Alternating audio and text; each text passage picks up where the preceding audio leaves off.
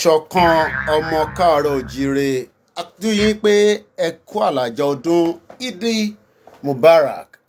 Mo kí gbogbo wa pé ẹ káàbọ̀ sórí ètò náà. Orúkọ tèmi ni Ọláyọmí Kóìkì tí gbogbo yín mọ̀ bí ẹni mọ̀wó ní Kóìkì Media. Mo kí wa ní ọkùnrin, mo kí wa ní obìnrin, mo kí wa ní àwọn àgbàlagbà tí ó ń bẹ ní ìkàlẹ̀. Mo kí gbogbo ẹ̀yin bàbá wa tí ẹ̀ ń fi ọkàn bá wa lọ, tí ẹ̀ ń fi àdúrà tì wá lẹ́yìn. A kí gbogbo ìjòyè, a kí gbogbo orí adé tó wà nílẹ̀ káàárọ̀ òjíire. Mo fi tọ̀wọ̀tọ̀wọ̀ kí gbogbo yín. Mo kí gbogbo àwọn pásítọ̀ tó ń bẹ ní ilẹ̀ káàárọ̀ òjíire àtàwọn tó ń bẹ ní òkè òkun. Mo kí gbogbo àwọn mùsùlùmí. Mo kí ẹ̀yin àfà, mo kí ẹ̀yin sheikh.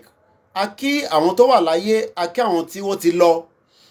A lè má ṣe ká má dúpẹ́ lọ́wọ́ Elédùmarè, ọba tó dáyé, tó dá wa, tó dá gbogbo nǹkan.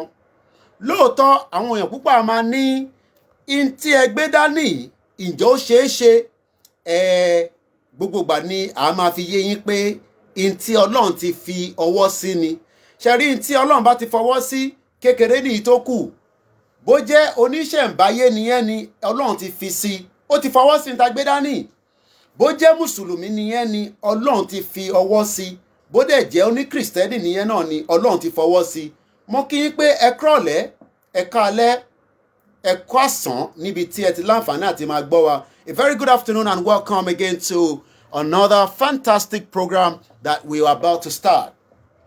Our update will focus on so many things, but specifically on the upcoming rally in Osun State.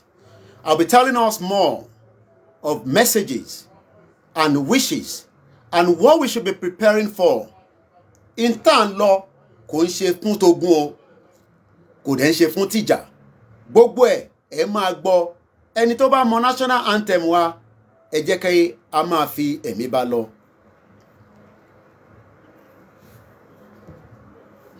Once again, a very good evening and welcome to the program. Ní location 419, bíyàn bá ní òun fẹ́ ṣe nǹkan kan ní kíákíá pẹ̀lú internet, Ọlọ́run má jẹ́ kó ní disgrace pẹ̀lú ẹ, but bó ṣe lọ lélẹ́yìí.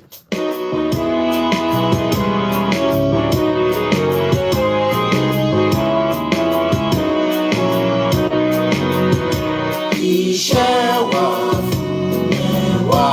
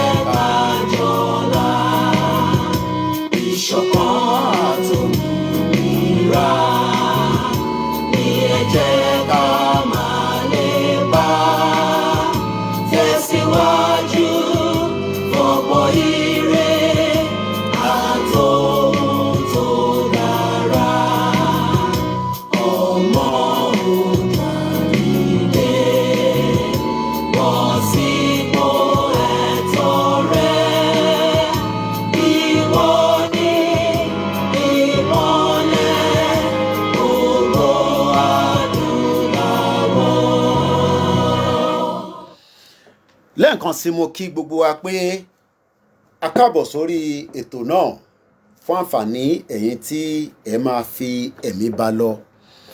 Tá bá ń kí gbogbo wa, a máa kí àwọn sọ̀rọ̀sọ̀rọ̀ nítorí pé púpọ̀ náà àwọn èèyàn mọ̀ pé iṣẹ́ tí gbogbo àwọn sọ̀rọ̀sọ̀rọ̀ ń ṣe òun ló jẹ́ ká débi tó yẹ ká dé.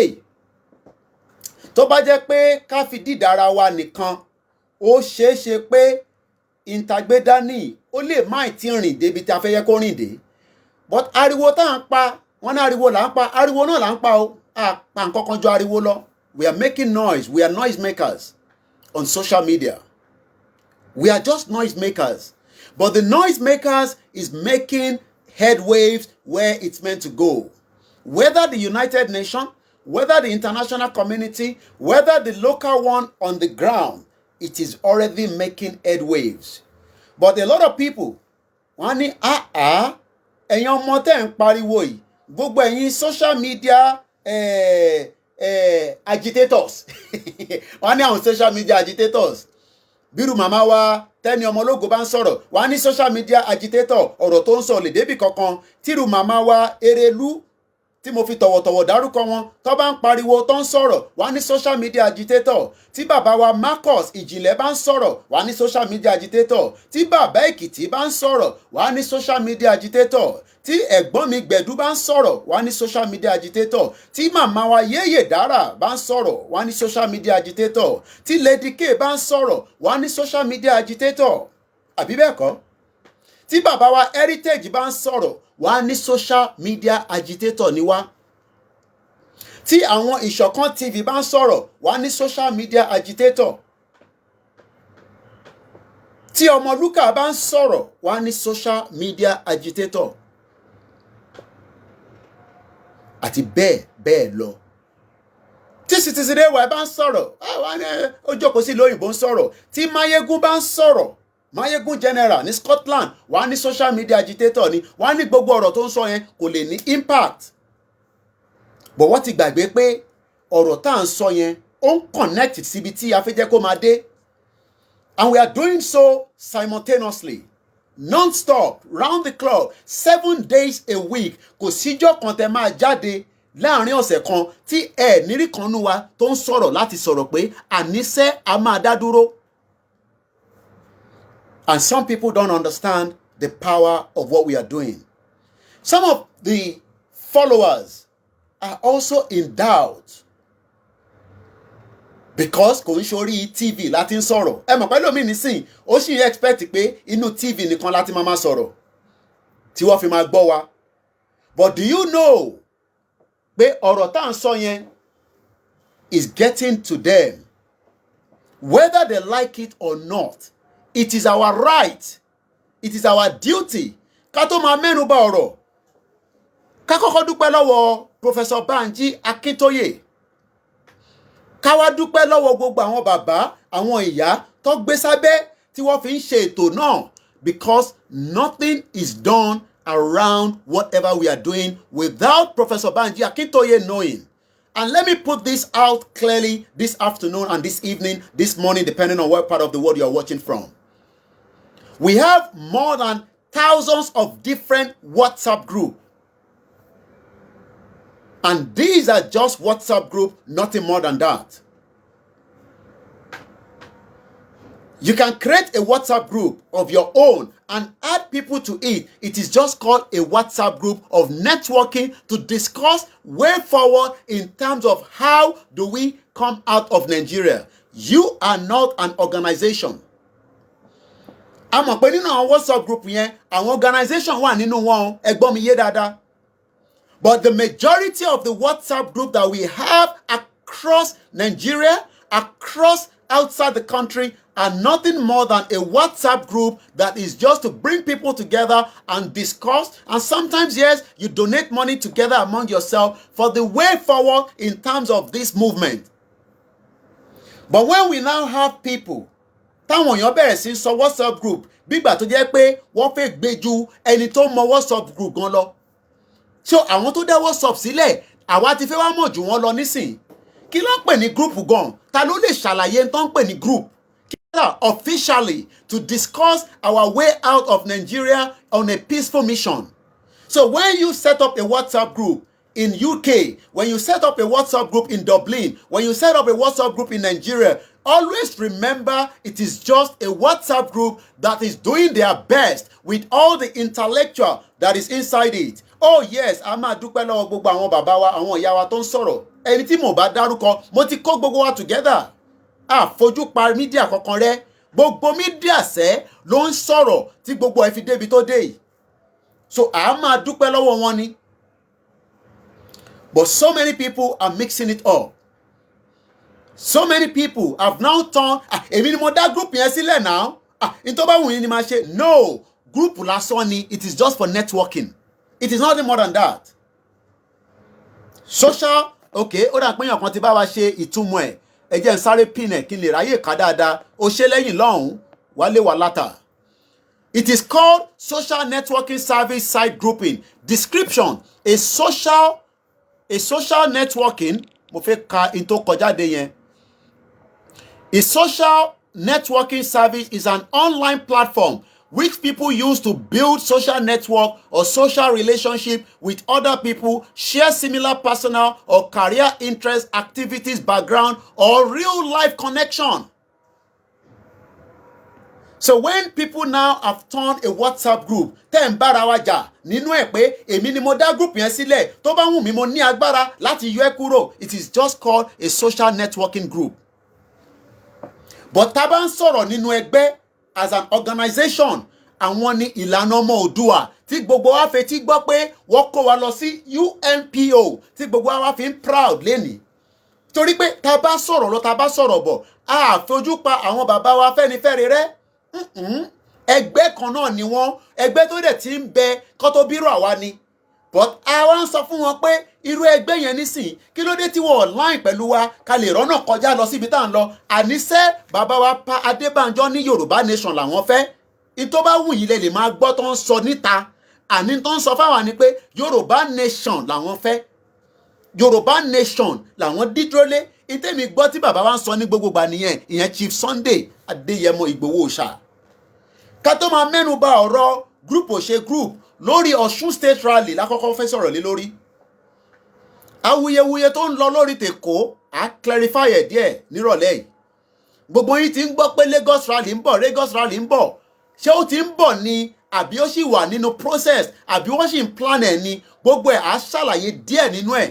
Àmọ́ focus wa ni pé in 72 hours àbí bẹ́ẹ̀ kọ́? In 72 hours, ṣé mo gbà right? Èyí tẹ́ wà níbí báyìí. In 72 hours, we will all assembled on a peaceful rally in Osun State. Ohun tí mo dẹ̀ wá fi sílẹ̀, ohun bàbá wa Chief Sunday Igboho ni. Bàbá wa Chief Sunday Igboho ní ká dúpẹ́ lọ́wọ́ Governor of Osun State, His Excellency Governor Oyetola Gboyega. Pé àwọn dúpẹ́ lọ́wọ́ wọn pé wọ́n fún wa ní ààyè pé ká wọnú Ọ̀ṣun ní Saturday ká ṣe rally wa nígbà tó ń ṣe pé akúkú náà fẹ́ jà. Kò dẹ̀ ń ṣe pé àná ń gbé jàbọ̀, kò ṣe pé àná fẹ́ dàlúrú. Ọmọ Yorùbá ni wá, àwa kọ́ là ń dàlúrú, àwọn Fúlàní ló ń dà ìlú rú. Àwa wá fẹ́ túnṣe, a fẹ́ gbà kúrò lọ́wọ́ wọn, a fẹ́ dá dúró. And it is a right that we must understand because it is a right that belongs to us. We are Yorubas. Àbí kò rí eyín tí mò ń sọ.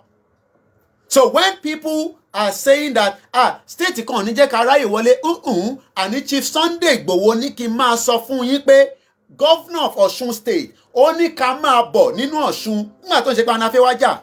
So ká dúpẹ́ lọ́wọ́ Governor of Osun State Gboyega Oyetola.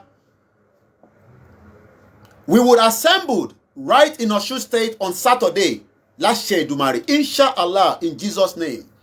And we are going there for one mission. What is the mission? We are going there to discuss, to network, and talk to people way forward. Ibi tá ń lọ, ibi tá dé. Nítorí pé gbogbo èèyàn kan ló wà lórí social media. So tá bá dérú Ọ̀ṣun yẹn, tá dé Òṣogbo, tí a kọ́kọ́ wọlé, a kọ́kọ́ lọ dúpẹ́. A kọ́kọ́ lọ kí bàbá wa Ọba Jimoh Ọlánipẹ̀kun, the Ataoja of Oshogbo. A máa kọ́kọ́ yà síbẹ̀, a lọ kí bàbá náà sílé. Nítorí pé àwọn bá wà lórí ilẹ̀ kọ̀ọ̀kan tí a máa dúpẹ́ fún. Lóòótọ́, a mọ̀ pé gbogbo àwọn ọba wa ò sọ̀rọ̀ bá ṣe fẹ́ jẹ́ kó sọ̀rọ̀. Àmọ́ ní abẹ́lẹ̀, wọ́n sọ fún wa pé tọkàntọkàn àwọn ṣe Yorùbá nation.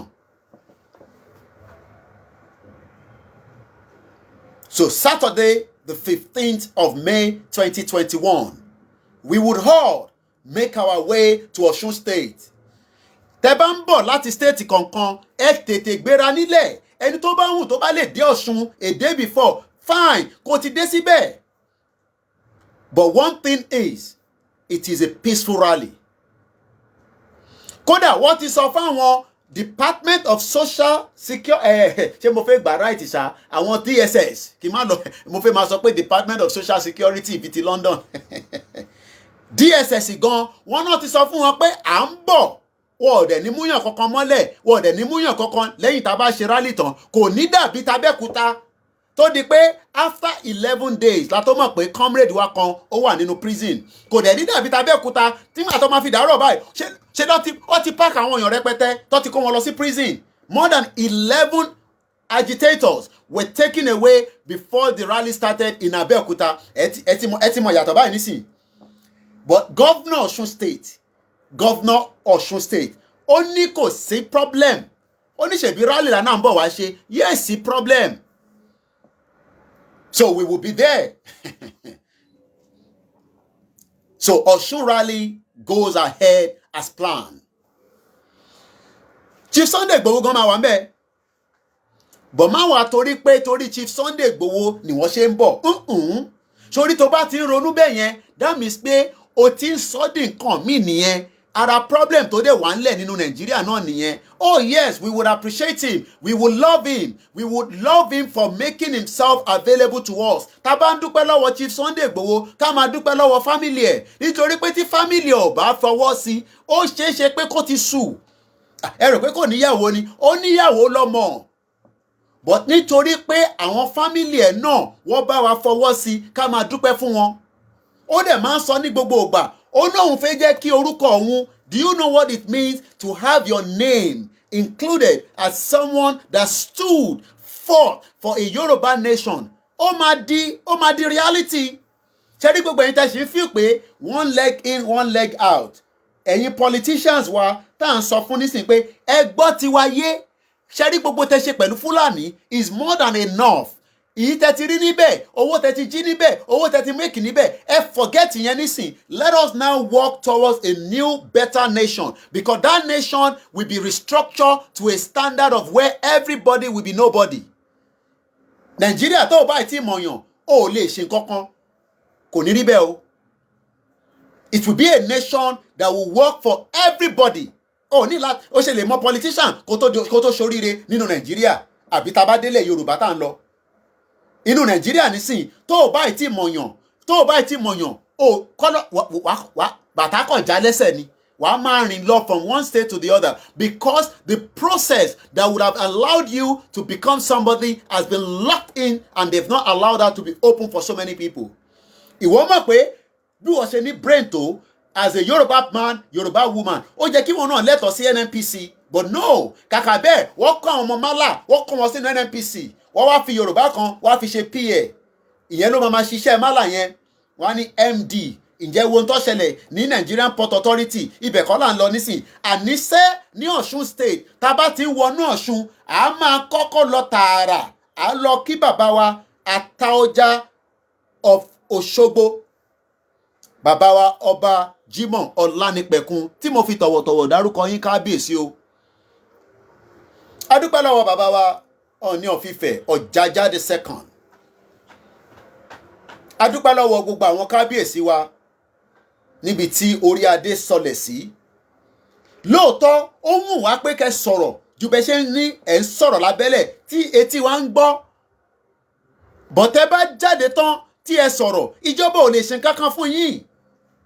Ẹ ti láwọn ọmọ tó dúró tán, kò ń ṣe bí tìjà, wọ́n dúró tán nítọkùnrin nítọbìnrin láti fi gbogbo nǹkan fi support yín. Wọ́n ò lè ṣe mẹ́wàá fún yín. They can't do anything. Tó bá náà fẹ́ gba security lọ́wọ́ yín, ẹni kan máa kó security wọn lọ, à máa sùn síwájú palace yín, à máa fi ṣọ́ ẹ̀ṣọ́ yín any day anytime anywhere tẹ́ bá fẹ́ lọ. Àwọn ọmọkùnrin wà, ọmọbìnrin wà. But because ohun yẹn ò tí jágere dáadáa, àwọn èèyàn ò tí gbọ́ yín dáadáa, it is making people doubt that whether our kábíyèsí are with us or they are not with us. So Osun State in the next 72 hours will be a state that Yoruba Nation rally will also hold. And the whole world will hear that we were in Osun State on Saturday. Oh yes. Gbogbo àgbáyé ló máa mọ̀ pé a wà nínú Ọ̀ṣun láti wá ṣe rally. Ká dúpẹ́ lọ́wọ́ àwọn ìlànà ọmọ Oòduà. And let me put this out clearly, because so many people have asked questions. Ẹ mọ̀ káwa Yorùbá, a máa ń ní ìbéèrè gan. Kóìkì tiẹ̀ ṣe wá pọ̀ lórí ọ̀rọ̀ rally. let me tell you the reason why I've used my platform is to make sure that any message that is got to do with Yoruba Nation movement must be heard around the world. Not that people go platform tó kù náà sọ lórí wọ́n sọ. Nígbà tí mo ń cut, that means pé mo busy ni, mo alive nísìn. You should know that tí bá ti ń disconnect, I'm busy. Kò yẹ yín nísìn 1800 hours, that's 6 p.m. Thursday 13th of May 2021. We are Yorubas. Ṣẹ̀rí pressure tí ó ń lọ lọ́wọ́lọ́wọ́ ta fi ń ṣe rally, ó máa dé Kwara, ó máa dé Kogi, ó máa dé Èkìtì, ó máa dé Ondo, ó dẹ̀ ń padà bọ̀ l'Ékòó. Kò sí state tí kò ní di rally. Oh no, every state we will hold a peaceful rally. Oh yes, in the Yoruba land, there will be equal opportunity for everybody. No be who you know. No. There will not be anything of such. There will not be anything of such. It will be everybody would have equal opportunity. Once again, sori wo tó ṣe ń bẹ̀rù pé tí bá lọ fún rally yẹn ṣé kò ń ṣe pọ́lọ́pàá tó ṣe mú àwọn èèyàn ní Abẹ́òkúta tí wọ́n mú yàn kan mọ́lé. There's nothing for you to be scared of. There's nothing to be worried about. Oh yes, there was a tense situation 72 hours like this. I think that one was even 24 hours before the Abẹ́òkúta rally. Don't threaten wa left and right. But ní Osun, the governor of Osun State is welcoming us into the state. Because see problem. Nígbà tó ń ṣe pa ń gbéjà lọ. And Chief Sunday Igboho is also going to be in Osun State, Oshogbo precisely. So kẹ́tì máa congregate sínú Freedom Park. Kẹ́tì débẹ̀, kẹ́ wọ aṣọ, kẹ́ mú flagi.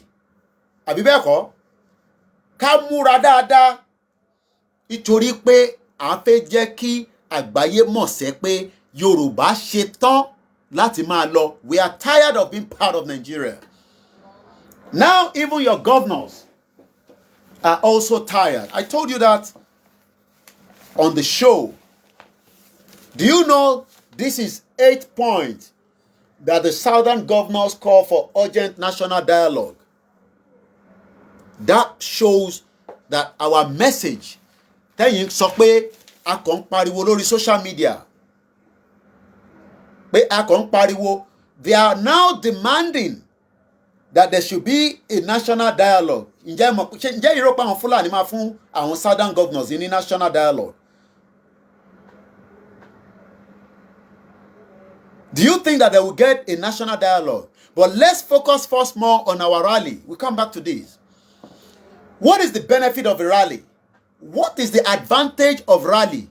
The advantage is ní ọjọ́ yẹn a máa pín flyer tí ó ti pọ̀ tó wà lọ́wọ́ wa. Ní sticker púpọ̀ lọ́wọ́ lóòótọ́, but ìwọ̀nba ta ní a máa gbé débẹ̀, a máa fáwọn èèyàn ní sticker. Wọ́n máa lẹ sticker mọ́ different places. A ní poster tó wà enough tó lè kárí.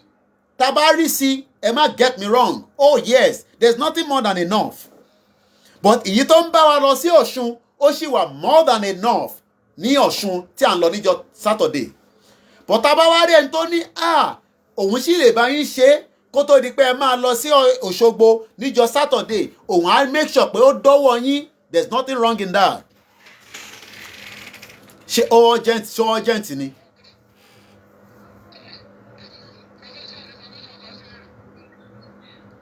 Okay, all right then, okay. All right, send it. Because it's the same person calling, and as you know, when they're calling like that, it could be an urgent message, and that's why I had to pick it again. I do apologize for that.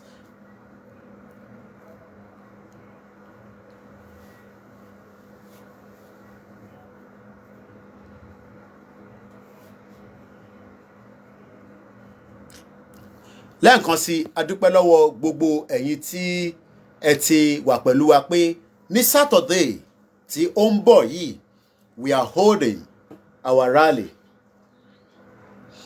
Lẹ́ẹ̀kan sí, gbogbo ẹ̀yin tí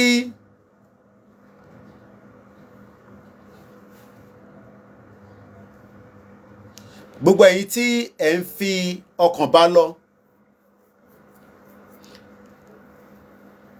ìlànà ọmọ Oòduà tí gbogbo wa mọ ẹni tí ó jẹ́ olùdarí ẹ̀ tí gbogbo wa ń fi ọkàn bá lọ ẹlòmíì ní gúrùpù nísìn tọkọ jẹ́ WhatsApp group kò believe nínú bàbá wa Professor Banji Akintoye. That's fine, it's not a problem. It's not a problem at all. But what you need to understand is the reason why we are where we are today is because Professor Banji Akintoye and his dedicated team registered us under UNPO, and that changed the old landmark. Òun ló change ẹ ṣé o rò pé wọ́n ló change ẹ ni àdílẹ̀ nǹkan ṣiṣẹ́ à máa dúpẹ́ lọ́wọ́ kábíyèsí wa tí mo fi tọ̀wọ̀tọ̀wọ̀ dárúkọ bàbá wa lálùbáríkà ọba Jimoh Ọlánìpẹ̀kun the Ataoja of Oshogbo. Wọ́n ní Yorùbá yẹn kò dán mọ́rán dáadáa àti gbọ́ ẹ̀fílẹ̀ ẹ̀ má ṣàròjẹ́ ká máa bá lọ bẹ́ẹ̀. Wọ́n ní Yorùbá mi yẹn kò dán mọ́rán ẹ bá mi gbà bẹ́ẹ̀ kábíyèsí àbí kábíyèsí tó dá mọ̀. I remember when we paid him a courtesy visit some few weeks back, almost 2 months ago. Myself, Chief Sunday Igboho, and his team. You're calling you try jare. Ẹlòmíì wà nílùú òyìnbó nísìn kò tẹ̀lé pronounce tèmi pronounce yẹn. At least Yorùbá tèmi tẹ̀ ti dán mọ́rán díẹ̀ láti bàtà ti wà nísàlẹ̀. Ó mọ̀ pé advantage ló jẹ́ ta ni mo fẹ́ máa bá sọ òyìnbó níbí báyìí. Ìní báwo la ṣe máa ń sọ lọ́dọ̀ tí wọ́n yẹn náà ṣẹ́wà òkè ta ló fẹ́ máa sọ níbí báyìí fún. Kò sẹ́ni tí mo fẹ́ máa bá sọ òyìnbó nísàlẹ̀ Yorùbá la jọ ń sọ. Tó bá sọ òyìnbó wọn ní dẹ́ lóhùn kò ṣe pé wọ́n gbọ́ ilẹ̀ káàárọ̀ òjìrì la wa so èmi ti improve ìwọ náà tètè jára mọ́ ká kúrò nínú rubbish country. Ká dúpẹ́ lọ́wọ́ Professor Banji Akintoye. Sherry, we all know that people have WhatsApp group, but let us appreciate that somebody ignite the spirit in us. It is not me. Please correct the spelling, not Osun but Osun State. Okay, I'll correct here, no problem. I think it's just the auto spell. Somebody is asking location of the rally. Let me pull that up. It's Freedom Park. That's where we're going to congregate. And from there, we move out as well. So it's going to happen at Ilesha roundabout at Ile-Ife. The palace. Okay. All right. I think this is also... This is coming from, let me make sure we got this right. From Yoruba Nation Global Directorate. This is what I got from them. With endorsement of Yoruba leader Emeritus Professor Banji Akintoye. Osun State Peaceful Rally Awareness Rally, 15th of May 2021. Ilesha roundabout at Ile-Ife at Onis Palace. Okay, that's what I'm getting here. And I hope that information is right. But if anything, we would update you.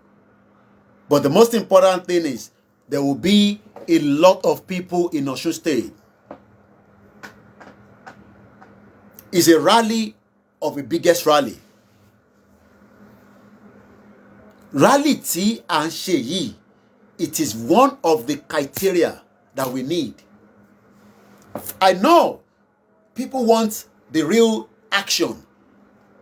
Those action will come around. Wọ́n ní wọ́n ti bá wa edit ọ̀hún yẹn, wọ́n ti sọ di Osun State. I know a lot of people are concerned when it comes to rally because people are worried based on the previous incident that have happened.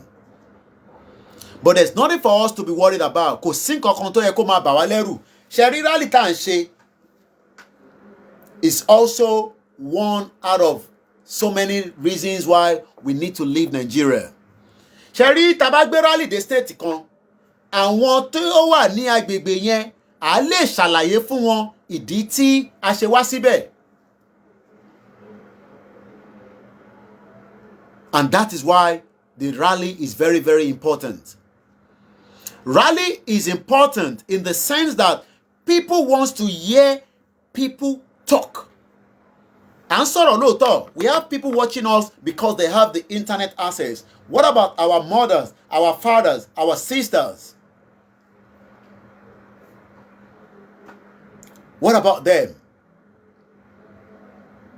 Majority of them do not have access to the network that we are using right now. Not even the WhatsApp. And that is why rally is very, very important. And it will be well planned as well. For so many reasons. Because we know the federal government does not want us to hold rally in any state. The federal government doesn't want us to hold rally. But they forgot that we are not even abide by the constitution that has been void. Oh yes, Ilẹ̀ Yorùbá ni, we are going into those states not to create havoc, not to damage anything, not to burn anything down, but to talk to the people. And that is something that no governor can hesitate by not allowing us to make a rally. And we will repeat the rally. Tabati pada Osun, atu pada lo. We are going back to Ogun State. Ama pada lo on a frequency, all the time. And let me say this as well. What are the do's and don'ts that you should understand as we get into rally stage now? The reason why we don't want to make sure that no one is missing is I've seen different groups. If Lagos ile, we're coming to Lagos. Let us focus on the Osun rally. Dayo. Focus on the Osun rally. Kilowatt in Lagos. Why are you scared of Lagos? There's nothing in Lagos. Lagos rally is going to hold. We'll talk about that later. Let's make this clear. No one can stop a rally. Let me give you the advantage of peaceful protest. Is a positive solution. It reminds people that even when governed by oppressed regime, the power still lies with the people. Low risk factor. Because rally is very, very important. It is something, because peaceful rally, protest, peaceful, there's a lot risk factor that you will get hurt if you choose to help protest. So now, people that are worried, people that are scared, how do I know that I will not be picked up by DSS 24 hours before the rally? I can confirm that to you that the governor of Osun State himself has said that nothing of such would happen. The governor of Osun State have assured Chief Sunday Igboho that nothing of such would happen, and not even the DSS would threaten anyone into the rally and after the rally. So there's nothing for us to be scared of. There's nothing for us to be scared of. So when people think that, tabat losi rally no, forget about that. There's nothing of such. There's guarantee. It's because it's our collective effort. It's not Chief Sunday Igboho. It's our collective effort. Somebody's asking the time. You get there as early as possible. It's a rally. You get there. It's a rally that is meant to show that Yoruba people wants to be left alone out of the contraction called Nigeria.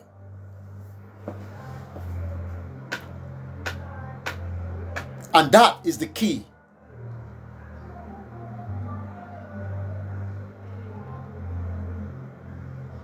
What are the benefits when we say we want to leave Nigeria?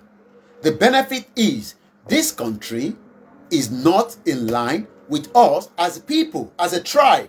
I have our culture, we have our ways of life, and we are different people that people must understand around the world.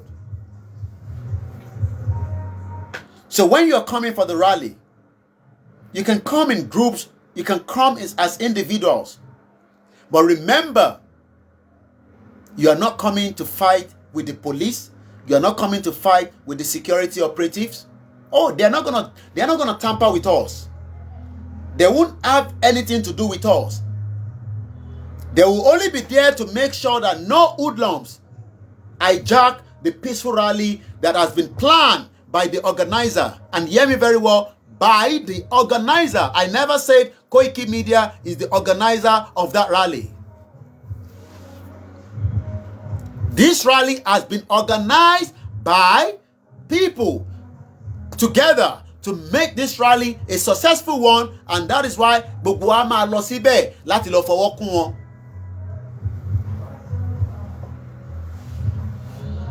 And if you support a Yoruba nation, there's nothing saying that you should not call your people in Osun State láti máa jẹ́ kó mọ̀ pé níjọ́ Saturday o kí gbogbo wa pàdé ní Osun State. And that is one way the international community will say, èrò lélẹ́yìí, àwọn tó fẹ́ lọ lélẹ́yìí. Then they start also taking us serious. Are we going to fight? Oh yes, I know that will happen because the fight will start from the governors themselves. Do you see this? The southern governors call for urgent national dialogue. That is not something that will go in line with the Fulani Caliphate. And what are the 8 points that they talked about? They talked about urgent and bold steps to restructure Nigeria. The country cannot be restructured because it doesn't have a structure. There's no structure. So what are they going to restructure? So when the southern governors are coming together and now telling the Fulani Caliphate, because forget about what is happening in Villa and Asoro, the country is run on behalf of the Caliphate to another empire known in Nigeria, but it is run by the Fulani Caliphate, and that is why the nepotism of every section and every parastatal of this country is in the hands of the Fulani Caliphate. And it does not differ between Fulani and Hausa, so don't mix them up. They are both the same. A Fulani man will kill you if you kill any Hausa man. An Hausa man will kill you if you kill any Fulani man. Let me play this video before we go further. When we talk about the damage that is done on the Yoruba people, this is another exclusive that was sent to me today. Let's hear. You don't have to literally see the picture, but I know video sometimes I'll be able to see the picture. But let's hear this 6 minutes, 8 minutes, 42 seconds of what atrocity a Fulani man in a Yoruba land has done to one Yoruba man again.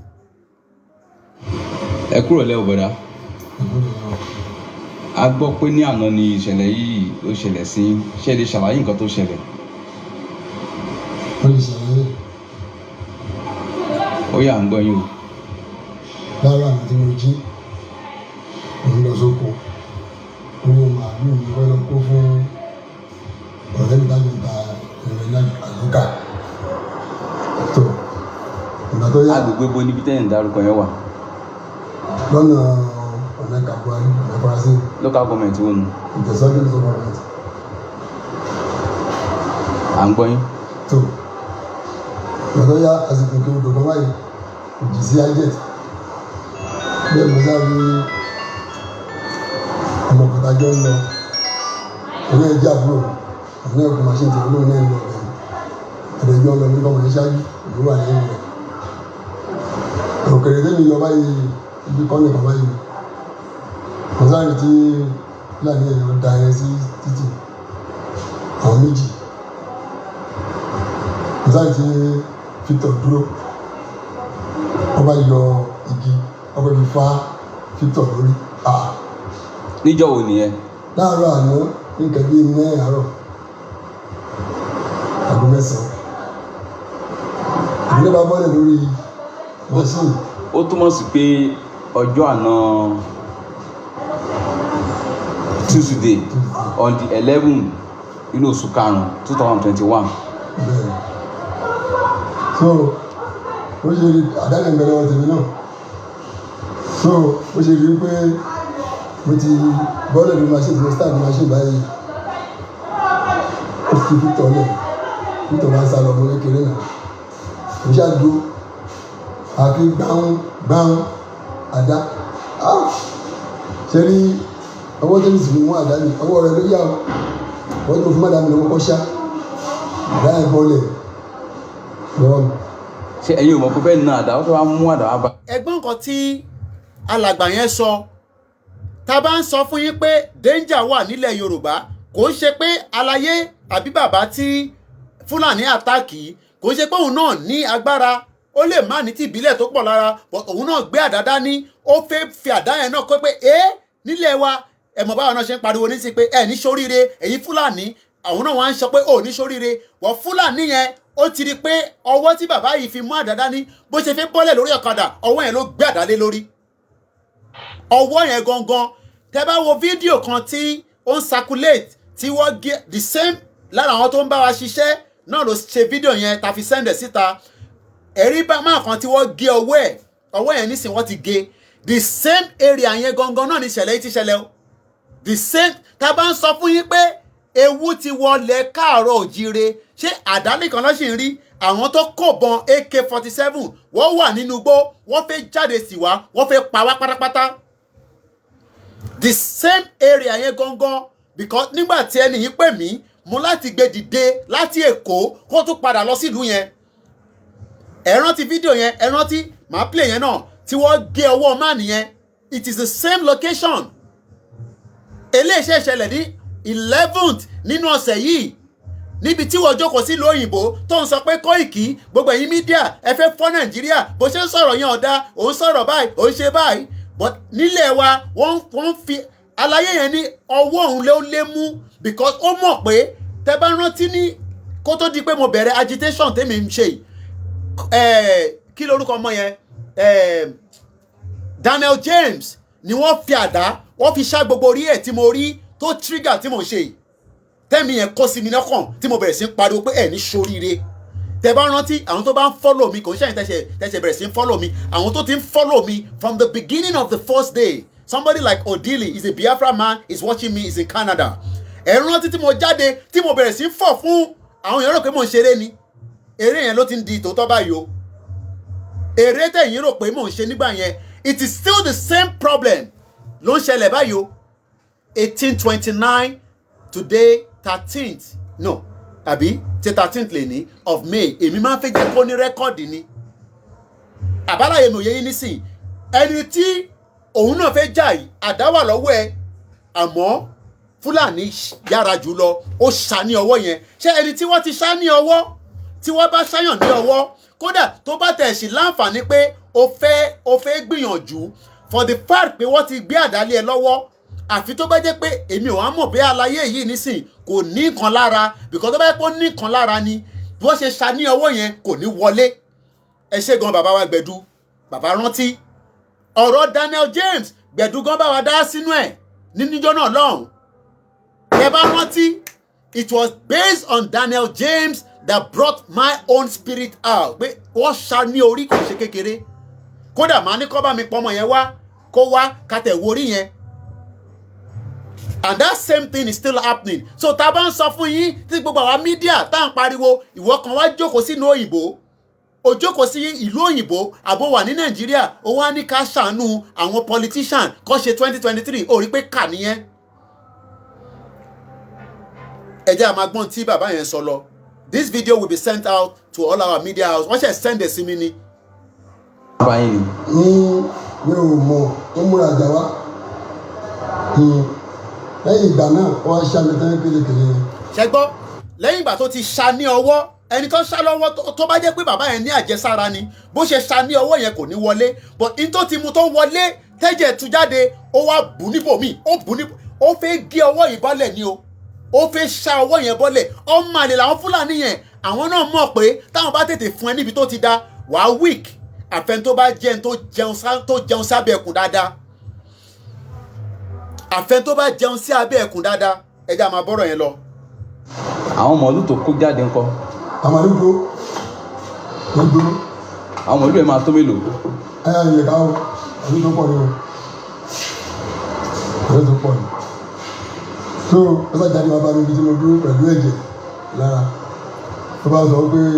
èmi ti gbọ́ fídíò yẹn tẹ́lẹ̀ ó débi tí aláyé yìí ẹ máa gbọ́ tó sọ̀rọ̀ nígbà tí mọ́tò kan wá ń bọ̀ ṣe rí wàhálà ti wà ní bíbá gan bàbá wàhálà ń bọ̀ mọ́tò kan wá ń bọ̀ mọ́tò yẹn ni kò bá rescue aláyé yìí o ṣe rí nígbà tí mọ́tò yẹn débẹ̀ tẹ́lẹ̀ ní kó dúró kó jọ dírẹ́fà yẹn ó ní obìnrin méjì nínú mọ́tò àwọn ń bọ̀ látòkò ni kàkà kó dúró ó kánlẹ̀ ni o fúlàní yẹn sá lọ sínú igbó nígbà tó rí pé mọ́tò ń bọ̀ àǹtí ṣẹ́rí ẹlòmíì wo gbogbo àwọn rural area wa òun wo bíi Lagos tí mọ́tò pọ̀ ṣẹ́rí gbogbo Lagos tó ń sọ pé 20 million yẹn tó bá dé agbègbè míì 20 million wà níbẹ̀ but wọ́n wà scattered ṣẹ́rí you can drive on a particular road and you might not see anybody mọ́tò tó wá ń bọ̀ ni kò bá tún wá gba máyín sílẹ̀ wọ́n gba fúlàní yẹn tún gba owó lọ́wọ́ ẹ̀ o ó gba 84,000 naira lọ́wọ́ máa yìí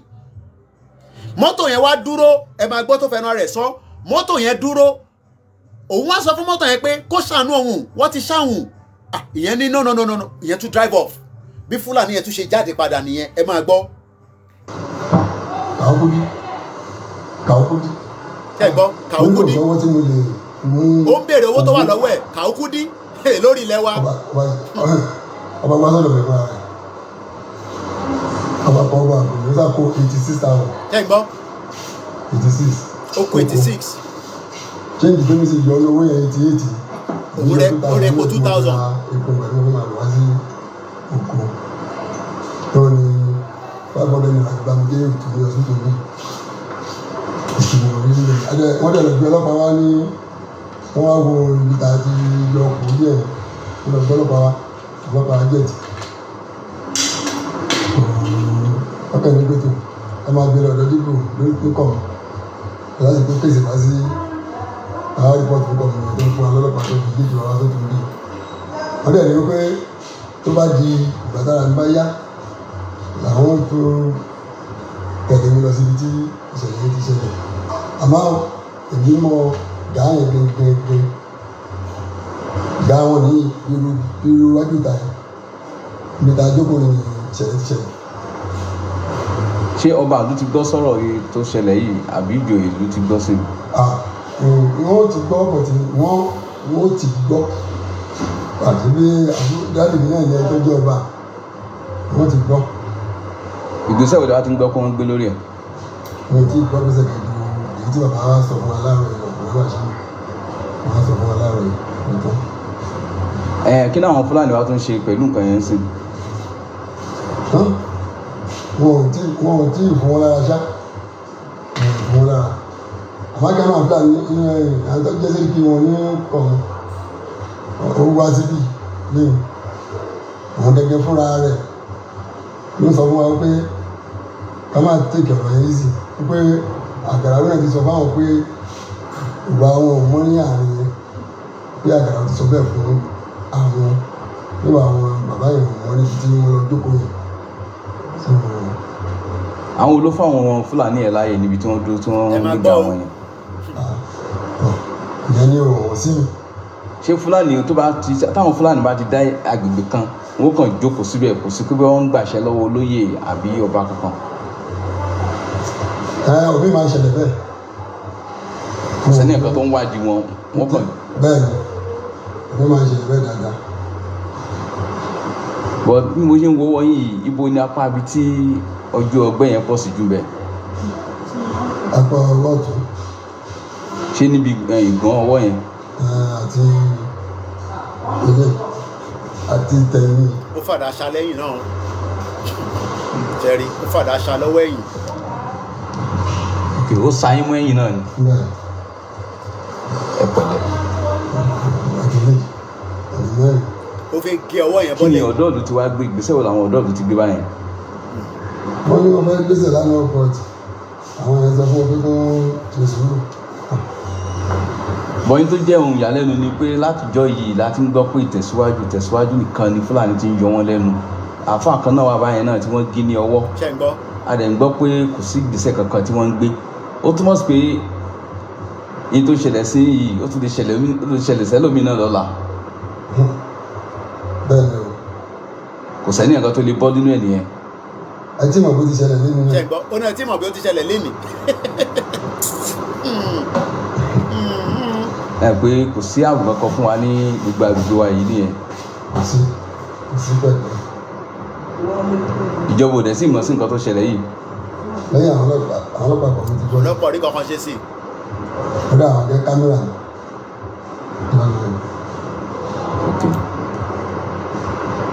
ẹni yìí ni àwọn Fúlàní kọlù ní àárọ̀ àná lásìkò tó ń lọ sóko. àpá tí wọ́n dá sẹ́ni ẹ̀ lára lélẹ́yìí, ọwọ́ tẹ̀ ń wò ní ọ̀kan yìí wọ́n fẹ́ gé ọwọ́ yẹn bọ́ ni ibi tẹ́ rí tí wọ́n sùn nǹkan mọ́ yẹn. ẹ pẹ̀lẹ́ ẹ kí ni orúkọ yín? Abalẹ̀ Ọlábí. So the question now is, out of the demands from these southern governors, this is where the fight will trigger. You guys are thinking that Koiki Media and us will be the one to start the problem, especially the war. The southern governors is now making a demand, and part of their demand is number 2. I purposely showed this first video now to go back into what the southern governors are requesting.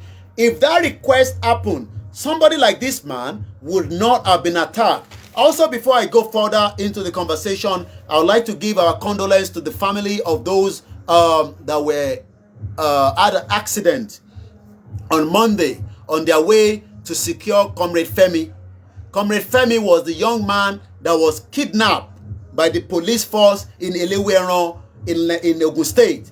He was kept there from the 1st of May until Chief Sunday Igboho intervened. But unfortunately, 3 individuals took off from Songwater, making their way to meet up with him so that they can give money and they can give him a kind of a support.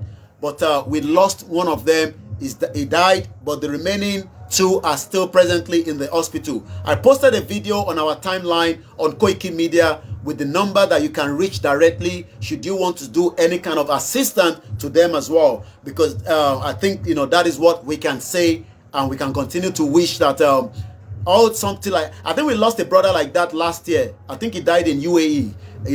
Few people have died during the this agitation. As long as they support Yoruba or they are Yorubas and they've died, we must remember them, and history will remember the young man that died and the family that he left as well. Now let's go back to this conversation.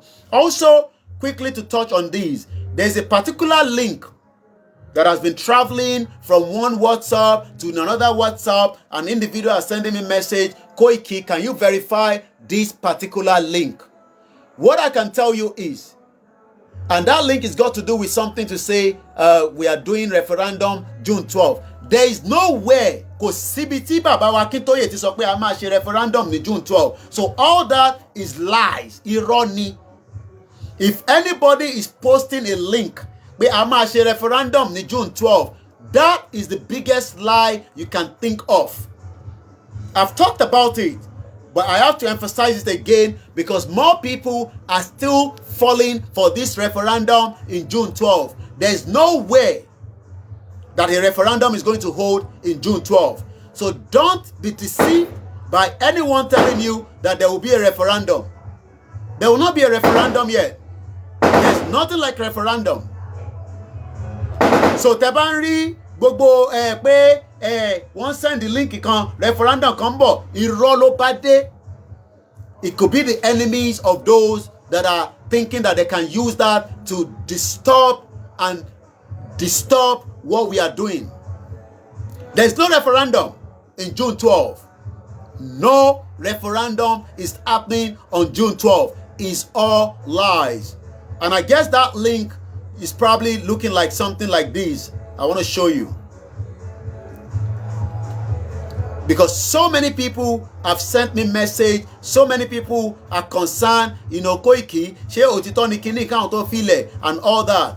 All I can tell you is it is all lies. No referendum yet. Nobody has confirmed any referendum. If there's going to ever be any referendum, it's going to come from United Nations. It is only United Nations that can declare a referendum date.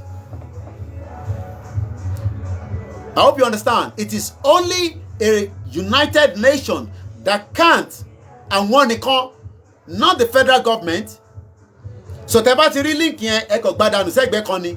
So let's continue. So now the governors, the southern governors are discussing about food enforcement. This is where the war will start. The governors now wants to ban movement of cow where we will not have that kind of atrocity. Pẹ̀lú ọmọ wa tí àti bàbá wa tí wọ́n gé lọ́wọ́. So when the governors are giving the federal government that ultimatum, what do you think is going to happen? Do you think the federal government is going to listen to them?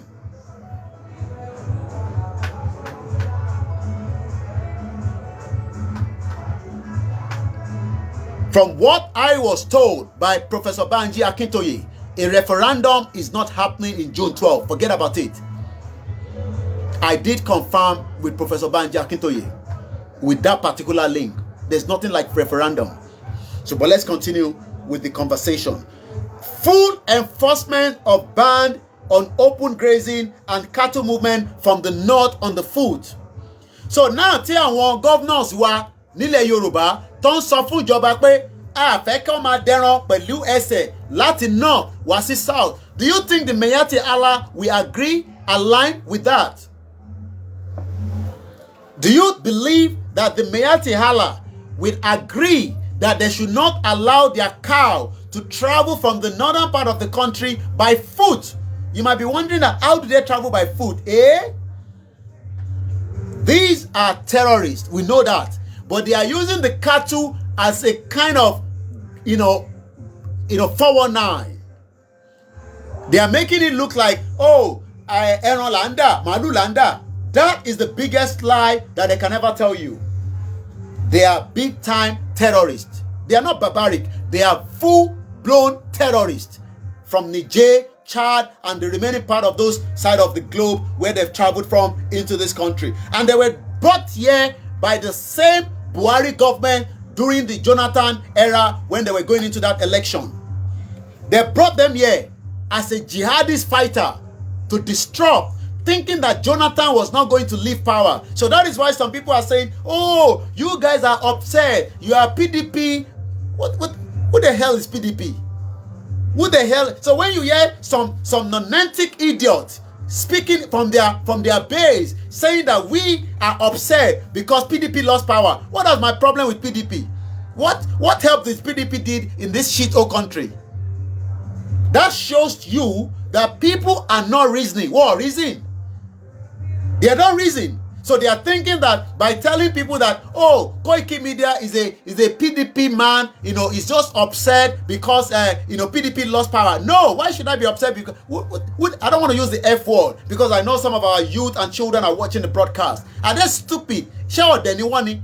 And Yoruba Feda Duro and more PDP, more important. So shout PDP 419. They are all 419 from bottom to top. They are all 419. All these bastard politicians that have made life miserable for our people. Why should I fight for PDP? What is my own problem with PDP?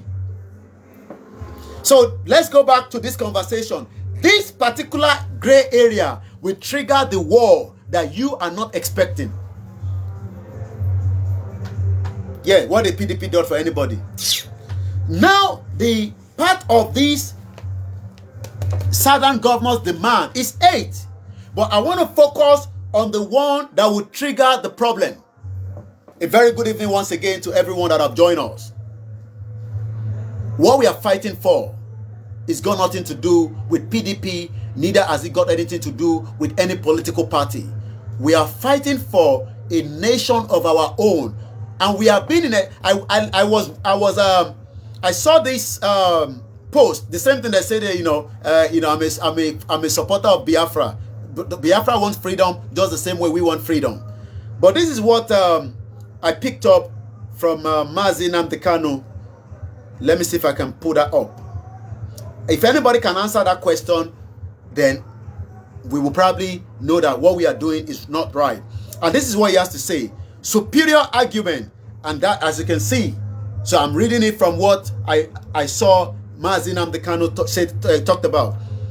I need a genuine, educated, intelligent, Nigeria professor to answer the following question for me. It is only 4 questions. 4 questions. And I want everybody, as I'm speaking out now, to either write it out or put it on the comments. So that when people are watching, they are reading the comment, they will be able to see that section. Number 1, are we ready? Do we have a pen and paper? If we have pen and paper, let's indicate 1 before I go into it. It's 4 questions we want to ask. A very good evening and welcome wherever you're joining us from. We will tell them why we want to leave this shit-hole country called Nigeria. A part of that is, on Saturday, we will be in Osun State for the mega rally. Are we ready? Let's go. Number 1 question. This is a jam question. This is a jam question for everybody. What was the name of Nigeria before amalgamation of 1914? Question mark. You debate me on this issue, you last more than 2 minutes, I will abandon Biafra. Should I repeat that again? The first question, what was the name? Kí lorúkọ Nigeria before amalgamation? Orúkọ wo ni Nigeria ń jẹ́? Fáǹfààní àwọn tí kò bá gbọ́yìnbó tí bá ń sọ. Orúkọ wo ni wọ́n ń pè Nigeria before 1914? What was the name given to Nigeria before 1914? Should we go for number 2? What was the nationality of the progenitors Frederick Lugard amalgamated in 1914? What was the nationality of our progenitors of Frederick Lugard amalgamated in 1914? Number 3. If Nigeria is 60 years old on the 1st of October 2020 and your father or mother is 61 years, what nationality was she or he before he or she became a one Nigeria in 1960? Question mark. And the last question, what was Obasanjo nationality before independence in 1960? Question mark. I'm gonna go through it one more time, and we go back into where the war will start from, because the Mayati Allah will not align with this demand from the southern governors. So when people talk about why should we be part of Nigeria? Oh yes, we have been part of Nigeria because we were forced to be part of Nigeria, not on our own will, not on our own will. Kò ń ṣe pé torí ẹ̀mí wa fẹ́ jẹ́ Nigeria. Ẹ̀yin tó bá jẹ́ ọmọ 61 years àbí ọmọ 62 years, ìlú wo ni ẹni yẹn wà tẹ́lẹ̀ kó tó di pé wọ́n sọ di Nigeria? Let's go back again one more time. What was the name of Nigeria before amalgamation of 1914? What was the nationality of our progenitors Frederick Lugard that amalgamated in 1914? If Nigeria is 60 years old on the 1st of October 2020, which was last year, and your father and your mother is 61 years, what nationality was she or he before he or she became a one Nigeria in 1960? Number 4. What was Obasanjo nationality before independence in 1960? Shit all country, telling us all bloody lies all the time. You think everybody's going to be stupid and we will continue with that nonsense country called Nigeria? They continue. Nigeria has failed and it's not going to stand. Forget about the mirage that you see on the TV as if everything is cool. There's a problem boiling underneath that is about to explode. It's going to explode because this governor demand also mean that Mayati Allah will respond back. Full enforcement of the ban on open grazing and cattle movement from the north on the foot. President Buhari should address Nigeria. He can never address Nigeria. If he's alive, he's got dementia. If he's not alive, he has been dead long time ago, and we have a mannequin right in Aso Rock that has been kept protected from people. How do you think, somebody like Biden, look at his age, he's still coming out, moving around, talking to people? What makes it different from the mannequin, like Mayegun we call him? the buffoon, the moron in Aso Rock, calling himself Buhari, let him come out and address Nigerians with a media chat, not Femi additional nonsense and Gabashewu nonsense coming to talk to us that the presidency. Who the hell are there to deceive millions of Nigerians? They think we are all stupid. They think we are all stupid people. They think it will continue like this. They forgot that one day will be one day. Some people will wake up and start telling the truth to the minds of millions of stupid people that are still thinking that they will. And somebody say, Yami, don't call them stupid. We are stupid. Because if you are not stupid, for 60 bloody years, we have lived in abject poverty with a country that have more resources than so many countries around the world. So you are stupid. A country that refuses to fix just water for the people. And you say we should continue with this caliphate. They have an agenda. That agenda is Fulani will start coming out with AK-47 and they will start killing more people. So when these southern governors are making demands, they are looking for trouble. They are also looking for trouble because our own demand is we want a total disintegration out of this contraction called Nigeria because there's so many reasons why this country is not meant for us. When people say the country has locked the potential of millions of youths that have left secondary school, that have left university, and there is no hope for them. And that is why they focus more. Ogun Osho, Ogun Aje. That is the only way. So people need to understand that we are not the cause of the problem that you are looking at now. So forget about those that say, oh, Koiki, this, that. No. Don't listen to them. They are trying to divert your mind away from the atrocity that have been committed on millions of us. They know that this is our last push, and that last push will go until 2023 when this whole country will collapse. If it's not even going to collapse before the end of the year. The way things are now, it will get very hot. It will go more down on a daily basis because they cannot stop us. Forget about it. They might say that I'm in Nigeria talking like this. They cannot do anything. They are not the creator that created me. And they know that. And that is why some of the governors are also now aligning. Because they know we are speaking the truth. If I sit down on a debate with any of the governors for 10 minutes, I will knock them off in 10 minutes. And they know that.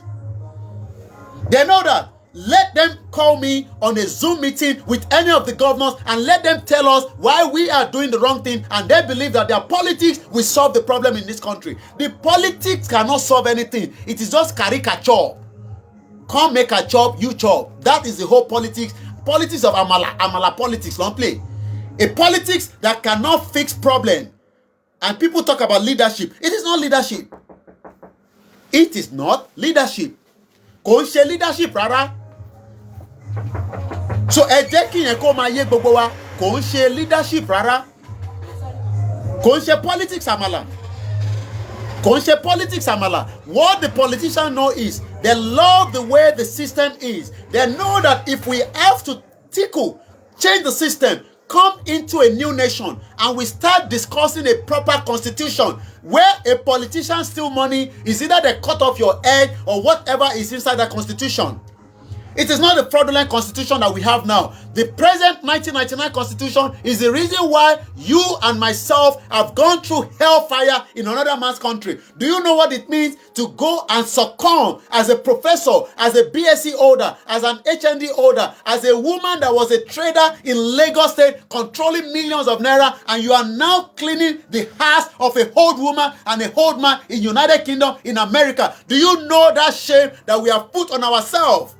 Àti kó ẹ̀gbin mọ́ra for a very long time. Ẹ̀gbin yẹn nísìnyí wá sọ pé nígbà tó bá fẹ́ lẹ́rọ̀ á fún wọn ní líle. But Osun State is a peaceful rally. And that is what they will understand. What if ẹ̀gbin? What if yí gbogbo rárá? It doesn't matter whatever you are doing in America, in UK, in Canada, in Ethiopia, in Malaysia, in Libya, in Oman. Ẹ̀gbin ló ti fi kó sí gbogbo wa lára. Ẹ̀gbin yẹn is what we want to stop now. And we will stop it, and nothing will stop that. Forget about all the lies they're telling you there will be 2023. Look at the atrocity they are committing in Southeast. Unknown gunmen, killing more Biafrans, killing more people because they are demanding for their rights. Killing more people. Making life miserable for the people in the Southeast because they want to be on their own. We will not allow that. Every one of us have tolerated nonsense, including myself. Oh, we have all tolerated nonsense. We have all tolerated nonsense. Cherry go blame, blame on listen. Let me explain this to you. Once again, a very good evening and welcome. Aki gbogbo yin tí ẹ ń ṣọdún lọ́wọ́lọ́wọ́, àwa náà ń ṣọdún báyìí. Ẹ̀yin àjọsán, ojú ti tì yín báyìí. Mo kí bàbá wa lẹ́ẹ̀kan sí. Bàbá wa Ọọ̀ni of Ifẹ̀, Ọ̀jájá the second.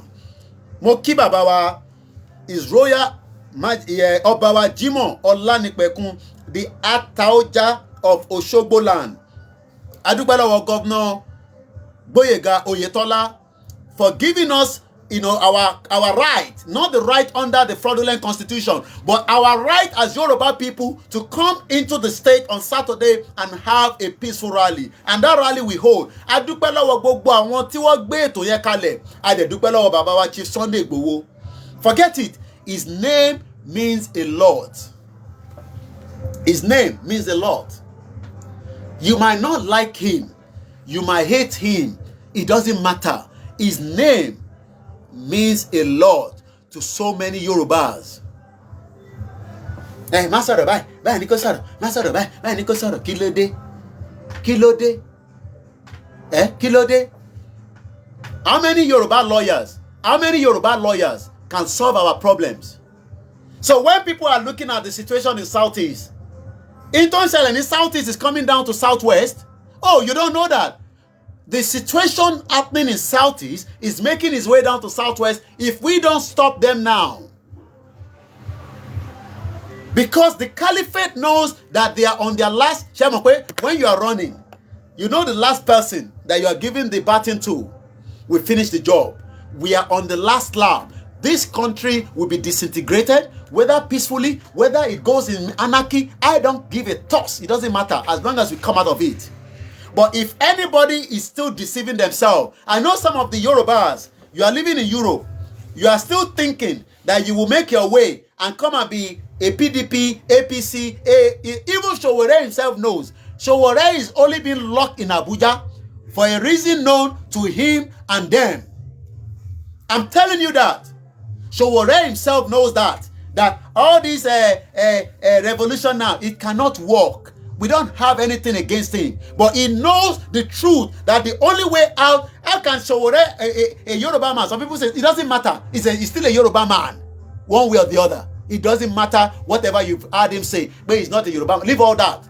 How can he say that he believes in one Nigeria to restructure? What the hell is it to say that? He shouldn't be saying that because he knows that if he goes to Germany, and he's somebody that have traveled, he's a well-educated man. He has been around the world. He even traveled as far as Australia during that election. How many of your contestants even traveled to come and see you in UK, in America? He went around the world, but that is not going to change the problem. The problem is we are Yorubas. Some people will say, but how do you now work with the remaining minority? I said it. If Nigeria has to break to 20 countries, let it break to 20 countries and let some country be more than 2 million and the population will start growing. They will need more people to come and work for them. But we are more than enough as Yorubas. We are more than 80 million and we should not have any reason to do with Nigeria because it's a shit-hole country. And it's just as simple as that. It has got nothing to do with us. And some of you that have been talking about the Lagos rally, let me put this clear out. From the information that was circulated by Saheed. Saheed said he wanted to do Lagos rally. Oh yes, he has been mentioning my name. There was nowhere I endorsed that rally. And I will tell you the reason why. I have never planned any rally since I got to Nigeria, but I have spoken, I have engaged, they have given me information of what rally is coming up and we have promoted it. When he talked about the rally, he has the right to say he wants to do rally. Now. But one thing is, you must carry everybody along so that the rally will be a successful one and not even a rally like Lagos. Lagos on ṣe lekekere. Ilé ẹrù ní Lagos. Lagos on ṣe pé a fẹ́ lọ ṣe rally Lagos. A kàn máa wá fẹ́ mú lọ́wọ́ yẹpẹrẹ. No! Everybody máa fọwọ́ sí ni. From the media to the solicitor to the lawyer to anybody, everybody will be involved. It's not going to be one man's job. Kò sí, kò lè possible. Kò lè possible. And that is one thing that needs to be clear out. So when people are saying, oh yes, we have people that are saying, when is rally coming? No. It's not because they say when the rally is coming. He talked about the rally. He picked up a date. That date, definitely, there's no way. Looking at it, Osun rally finished on the 15th. Even if we say, so what is the essence of the rally then? Tabani pe a fẹ́ ṣe rally kan ní Ọ̀ṣun, and in between that, àwọn kan ti mú date náà ní Oro ní Kwara State, and that there's another one happening, I think in Akure, if I'm right, on the 22nd. Mo rántí tàwọn Èkìtì. So why should we be in a rush to go into Lagos? Àná ń bọ̀ l'Ékòó sẹ́, kò ń ṣe mí nìkan, gbogbo wa la jọ ń lọ s'Ékòó, wọ́n lè ṣe nothing. Forget about I don't want to mention their names. Kò ń ṣe pé ẹ̀rù ń bà wá, but wọ́n lè ṣe anything fún wa. It's not because we are going there to fight. No, we are going there for a peaceful rally. Tó bá dẹ̀ di gbẹ̀gẹ̀, ó di gbẹ̀gẹ̀ náà nìyẹn. But how can we say we are going for a rally, a mega rally, and then we are not planning it properly? That rally must be endorsed by Ilanomo Odu as well. Kò ṣe pé èèyàn kan ló kàn máa endorse ẹ̀, èèyàn kan kàn jókòó sábẹ́lé, and mo ti endorse ẹ̀. No. I know he has come online frequently and talked about it. There's nothing wrong about that. He must not be criticized for that. But one thing I have said behind the scene, and what I'm saying as well, is that date is not visible. That date is just not visible. And that's the fact. It's just the fact. Kò ń ṣe èèyàn mẹ́fà la fẹ́ kó lọ sí rally Èkó. Kò ń ṣe èèyàn kan la fẹ́. A fẹ́ jẹ́ k'Ékòó mọ̀ pé àti ìdè àwọn èèyàn máa gba.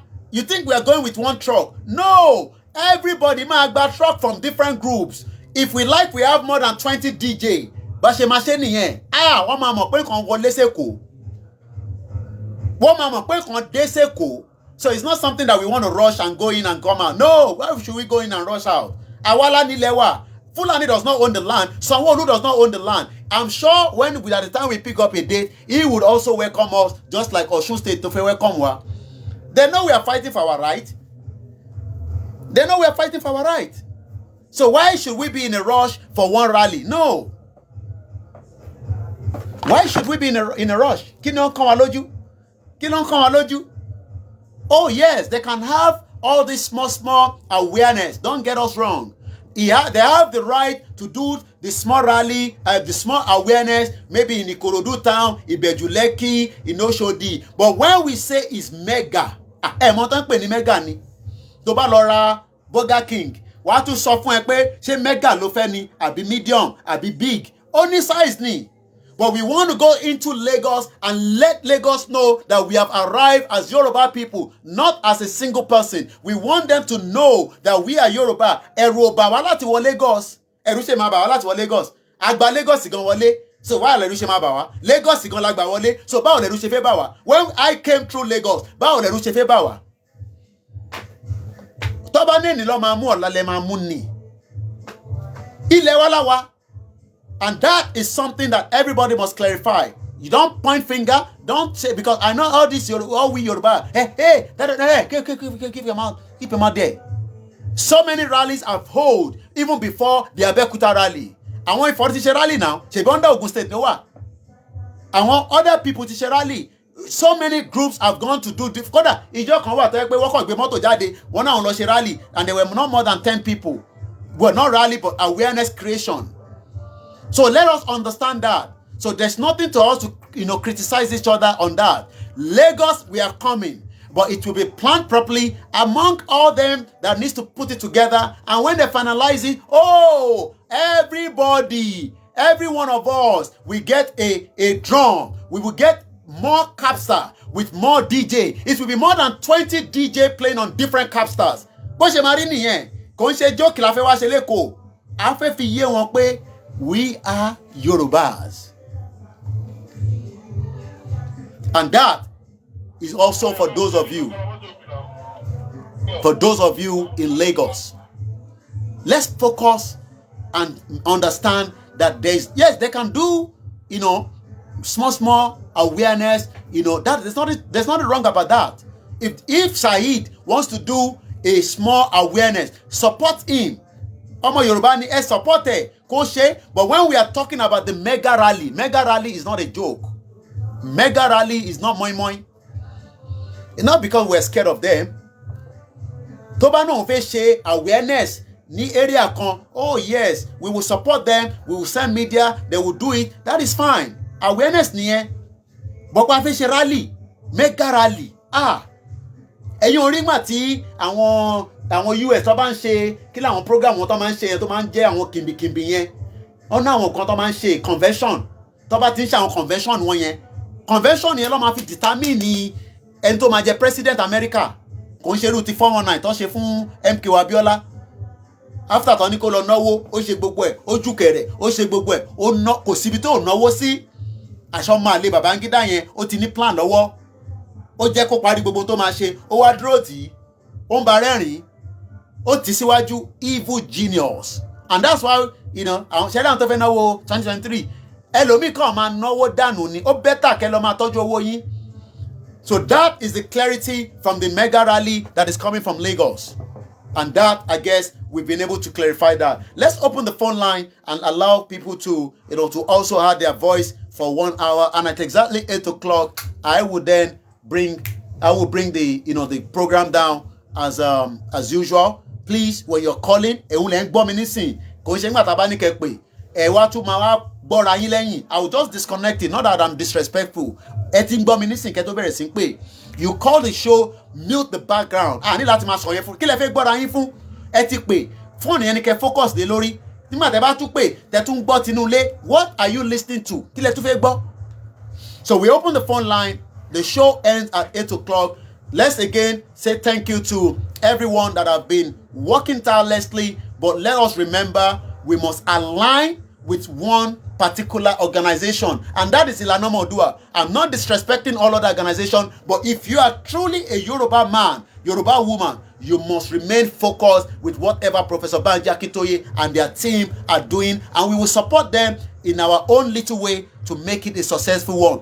Yoruba is gone out of Nigeria. There is no doubt about that. But what we need to do now is to continue to remain focused until we leave that messed up country. And now we open the phone line. +4475 9405079.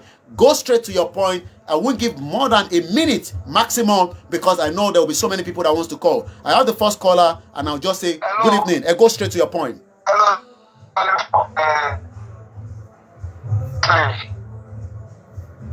Mr. Koiki, I just want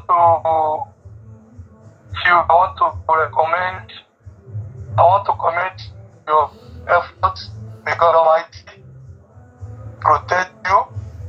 Amen. And empower you. Amen.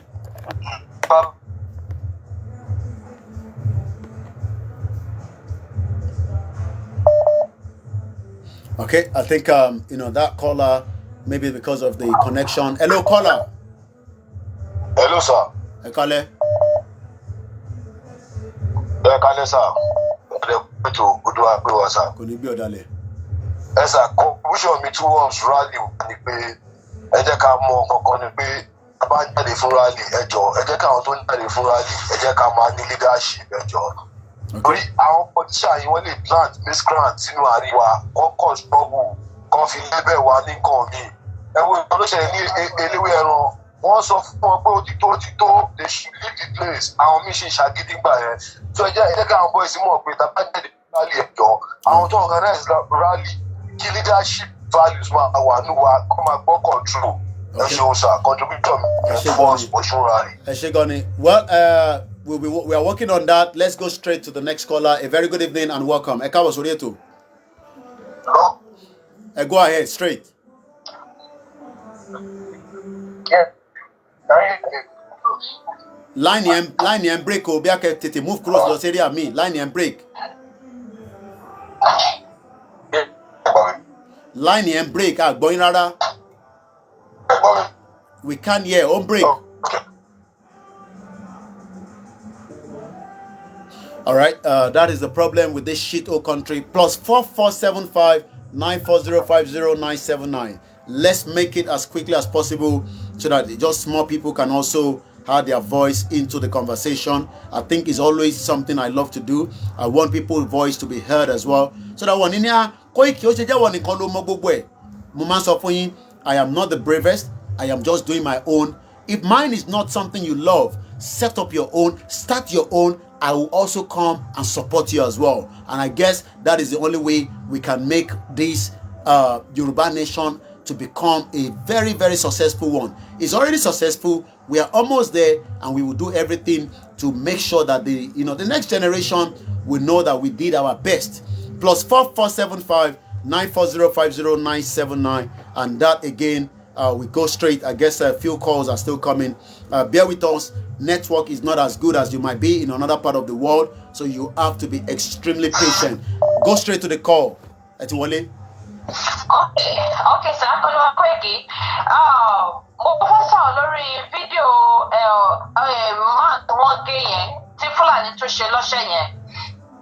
The same place tí wọ́n ti gé àáfà yẹn ní ọwọ́. That same environment yẹn ni illuminate yẹn Igboja Ekomu Babode, we are under Itejuwaju local government. So nǹkan tí àwọn kábíyèsí yẹn ń ṣe, this is the high time that I need láti lọ bá wọn nílé báyìí. Fídíò yẹn tẹ́ bá ti gbé sí orí Gboyega Media, I'm going to copy it and let it youth. I personally am not to instigate youth. We need to gbogbo àwọn bàbá yóò fẹ́ ṣe anything. Oda. When our baba yon fẹ́ share anything, Fulani crime. All right, the video.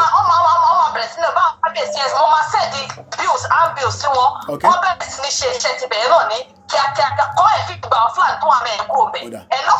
Enough is enough. Eshegoni, that video is already making its way on our timeline. I've already posted it now. I will also be sending it to all the media that we are all doing the same job as well, so that they can have it on their platform as well. So I'm doing that straight away. The time is 14 minutes past 7. I do appreciate every single one of you. The network is not very brilliant. That is part of the problem we face on a daily basis, but let us manage it as it is. If you can't get through straight away, you will definitely get through at some point. Plus 4475 94050 979 is the number. It's a very busy line as well, so bear with me, and if you get through, make it as much as possible. Hello, caller. Ami.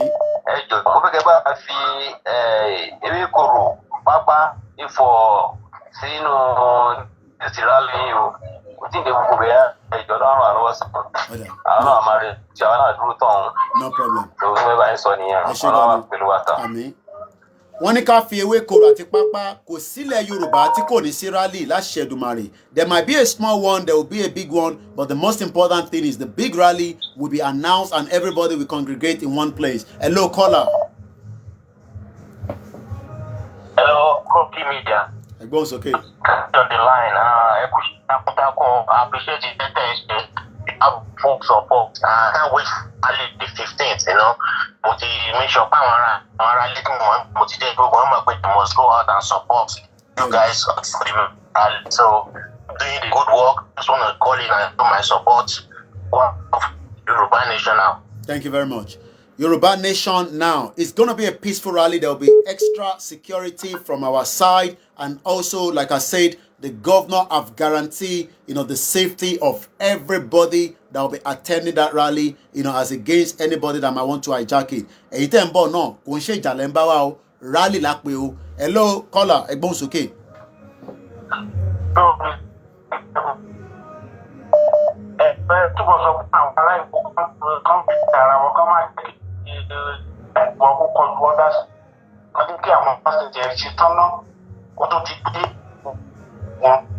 Because I want need more people láti join wọn bẹ́ẹ̀ ni. Okay. All right.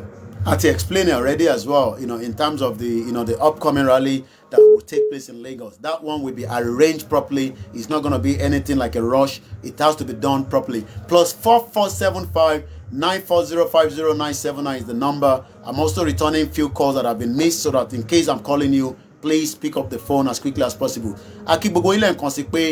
As we continue to discuss way out, there is also, we must do our own bit to speak to our loved ones and tell them. Let's go straight to the caller back in UK. Hello, caller. Hello, sir. I call it, sir. I call it. Yeah. Èmi mo sọ láti UK. Ẹ wo káwọn máa gbọ́ ojú òní tí wọn. Àmín. Ìjà tá à ń jà yìí kò ní rẹwà, a máa jà a máa gbòmìnira nípa Ọlọ́run ti ṣe. Ẹ wo tí wọ́n bá ojú sì mọ̀ wọ́n lórí sí ti báyìí. Nínú tuntun wọn lórí sí báyìí mò ń gbọ́ gbogbo gbogbo from A to Z Ọlọ́run àfọ̀n àṣìlágbára Ọlọ́run. Ṣé ti bọ́? Àmín. Àmín. Ẹ ṣé gan ni. Ó Well, so many Yorubas around the globe working tirelessly. They would love to come back home, relocate back home if that means that will be the only way out for them. But that cannot be done now. Hello, caller. Hello. I'm going here. Bones, okay.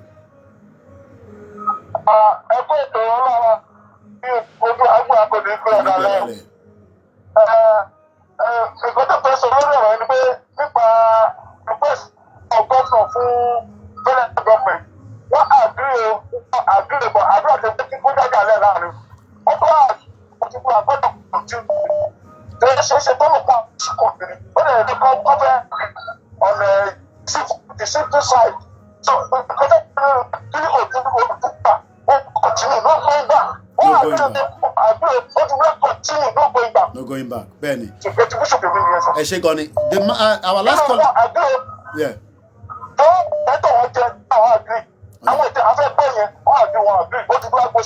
No going back. What Baba wa tó pè tán ti ṣe no going back, Benny. Let me make this clear. Regardless of their own demand, their demand has got nothing to do with what we are doing. What we are doing is we stand with exactly what we say. We want a Yoruba nation and nothing more than that. Màá gbé yín padà wọlé ẹ̀gbọ́n mi Gbẹ̀du mo ti rí pé ti pè mí. After this caller, màá pè yín padà. Ẹ̀gbọ́n sókè, à ń gbọ́ yín. À ń gbọ́ yín. Kò ní gbé ọ̀dàlẹ̀. No going back. Odùduwà nation no going back. Ojú máa tí ọ̀dàlẹ̀. Àmín. Ọ̀dàlẹ̀ níbi bí dúró sí. Àmín. Gbogbo máa sáré nílẹ̀ Odùduwà fún wa ni. Àmín. Odùduwà nation no going back. Ṣẹ́rí láti tó ń bọ̀ lọ́túnla wọ́rọ́wọ́ máa lọ ní orúkọ Jésù ìṣàlá o. Wọ́rọ́wọ́ ló máa lọ. Àmín. Odùduwà nation no going back. Ẹ ṣé gan ni. Ẹ jọ̀ọ́ Mr. Koiki. Ṣẹ́rí mo ní program kan tí mo wò lánàá.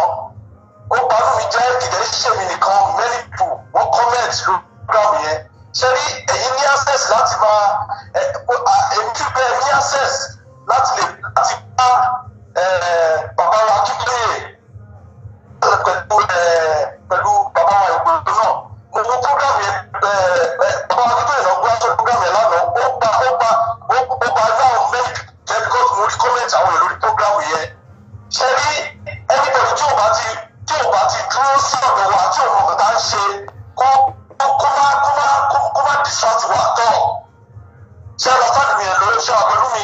Mo wà pẹ̀lú yín, à ń gbọ́ yín. Ẹ jọ̀ọ́ kó má distract wa tọ̀ because kó ọ̀gá béèrè lábẹ́ yẹn pẹ́sọ̀ tí délé mọ̀ ọlọ́run béèrè tí délé mọ̀ wà kí ló ń pè é kò sí ṣé àánú ọ̀rọ̀ graduate lọ school òrìṣẹ́ 10 years wọ́n wà street àwọn èèyàn sákòrò lé àwọn èèyàn gba maintenance àwọn èèyàn kú sí ní àwọn èèyàn wà níbí àwọn kú síbẹ̀ ṣé ọlọ́run ò mọ̀ ṣé rí àwọn ènìyàn ṣé rí àfẹ́ ní ìgbà gbéra ní àfẹ́ ṣekúṣẹyẹ ṣé ọlọ́run fẹ́ẹ́ mi àfẹ́ ṣekúṣẹyẹ ẹ̀gbọ́n ẹjọ́ wa ti wà pẹ̀lú wa kó sún sẹ́yìn Alright, no problem. Torí àsìkò ẹ má bínú ẹ jẹ́ ń pé ṣe sùúrù. Mo fẹ́ gbé ẹ̀gbọ́n mi wọlé Gbẹ̀du. Media will get a preference when we are doing a program and I see their missed call. That means I have to bring them in so that they can have one or two words. Ẹ̀gbọ́n sókè ẹ̀gbọ́n mi Gbẹ̀du. Okay, sọ̀rọ̀ mo fẹ́ kọ́ fún ẹ̀mí.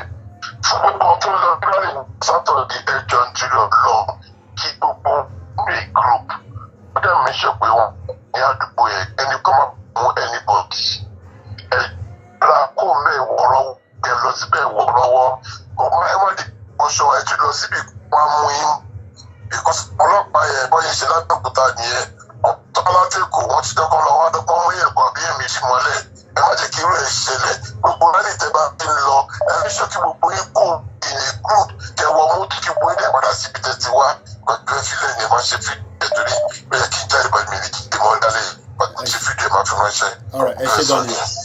Mo dúpẹ́ lọ́wọ́ ẹ̀gbọ́n mi Gbẹ̀du magazine Walkabout. Ẹ jẹ́ ká tún fi tó wa létí o. Má dé rally kó wá jẹ́ miscreant. I hope you understand what èmi mọ̀ tán pè ní miscreant nílẹ̀ Yorùbá lédè Yorùbá. Tó bá dé rally ìta bá wá fún rally ẹ má torí pé ẹni tó wá fẹ́ sọ̀rọ̀ Yorùbá fún kò fẹ́ gbọ́ fílẹ̀ máa lọ ó ṣe Yorùbá nìjọ ẹ fi gbà ìgbà kí ló dé ìta bá wá kọ́ nìyẹn o ìta ń bá lọ kọ́ nìyẹn. There will be a lot of what we will call ìlú òyìnbó wá pè wọ́n ní ẹni tí wọ́n mọ̀ tó ń ṣọ́ ẹ. We have a lot of them on that day. We have a lot of them. We are prepared for every rally. We are working behind the scene. Kódà àti prepare bá ẹ bá mú kíní yẹn. I am prepared for anything. But kò mí pé I am prepared for anything. We know it's going to be a successful rally. Ṣẹ̀rí náà ṣẹ̀rí ẹ̀rí tó wà bẹ́ẹ̀. Just in case. Kì í mọ̀ ní. You will prepare for anything. Eventuality. These are the things. Ṣẹ́rí gbogbo ìjà tó ń jà ní Israel nísìn. Gbogbo ọmọ Israel ló ní ẹyọ kọ̀ọ̀kan ilé nílé. Ẹ̀yin tẹ lẹ́bí nílé tí bá ń sọ fún yín pé are you prepared? Have you got plan B? Ẹlẹ́mìí kan sùn. Tó bá ti send owó sí wọn, o lè ra kékeré ẹ̀, o lè ra ńlá. Eléyìí nísìn is about 10,000 naira. Kékèké wà 2,000. Mo tẹ̀ mọ́ dọ́kùn yẹn sí. So eléyìí nísìn tẹ́ ẹ̀ wò yìí 10,000 naira ní. Òun lẹ̀ ń wò báyìí. So I hope I can wear it properly, Sherry. Mo lè má wọ̀ dáadáa. So it goes like that.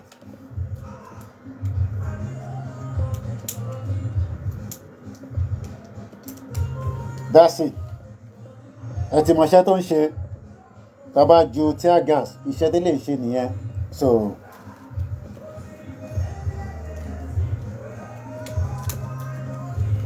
I told you we will prepare.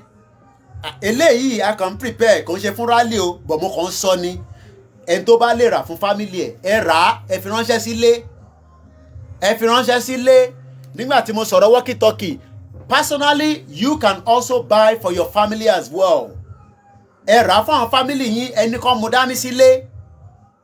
Ẹ máa ní àdàbí pé eré ni Koiki ń sọ. Èmi ò ní pé wàhálà máa dé nísìn, but tó bá fẹ́ dé kí a lè gbáradì. Òun lélẹ̀. Ẹ bá rò pé eré là ń ṣe ní àṣeré. Let's go more to the call because 8 o'clock ẹ rí pé a ti ń ṣọdún nínú ilé wa. Ariwo yẹn ti ń dún sẹ́mi náà létí ẹ kémi náà lọ máa ṣọdún báyìí ni. Hello caller. Hello caller, ẹ ti wọlé kíákíá. Brother, God bless you. Amen. Yeah, mo movement lórí interview tí wọ́n ṣe fún Délé Màmá ní àná tí alàgbà yẹn sọ ní Amẹ́ríkà. Advice tèmi kàn fẹ́ give òun ni wípé bí àyẹ̀ ṣe anybody tí ò bá ti belong to this agitation wọn ní láti gbé wọn wá sí orí interview because ẹni tí ò bá it takes two people that has the same vision to run the same race. To me, I think people who have the same vision, the same mind, don't need bad as people come back to the Alright, ẹ ṣé gan ni. Àmín, ẹ ṣé gan ni. Gbogbo àwọn ẹgbẹ́ oríṣiríṣi ni à ń dúpẹ́ là ń kí. Ẹgbẹ́ kan ju ẹgbẹ́ kan lọ, àmọ́ ẹ jẹ́ ká máa rántí pé ìlànà ọmọ Oòduà táwa ń tẹ̀lé àwọn ni wọ́n gbé wa lọ sí UNPO. Náwọn ẹgbẹ́ tó kò níṣẹ́ tó ń ṣe o, but a máa fún wọn ní more preference nítorí pé UNPO yẹn wọ́n lè ní kankan tó fẹ́ ṣe ó sì fún wa ní opportunity on the international platform. So let's go straight to the caller, and if we have people that wants to support the rally, bí ẹ fẹ́ ní ká ra omi, ká ra drink, ká ra shinshin, ká ra gala, is welcome. Ara akudani, just like we did in Abeokuta. That is nothing more than a kind of a donation from you for the people that are going there. Hello caller, eba agbóhùn sókè. Hello, Jimmy. It's our live. Go ahead. I mean, most of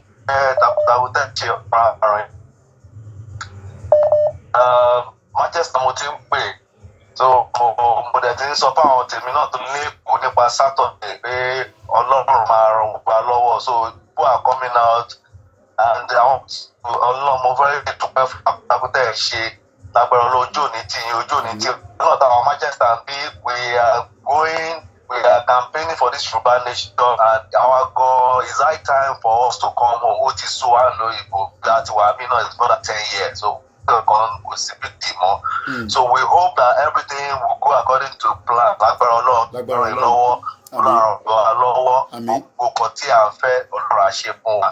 want to really, thank you very much for your effort and everything. Lord will continue to be strengthening you more and more.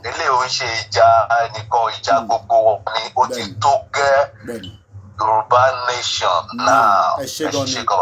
Mo kí gbogbo ẹ̀yin ẹ̀gbọ́n mi, tí bá náwọn ẹ̀gbọ́n mi obìnrin wà nù wọn, àwọn intellectuals, wọ́n gbọ́ broadcast mi dáadáa. I know. Màá dẹ̀ sọ reason tí mo ṣe sọ bẹ́ẹ̀, because there is no way we have people sitting down, and by the time I read some of your messages, I know that we have experts.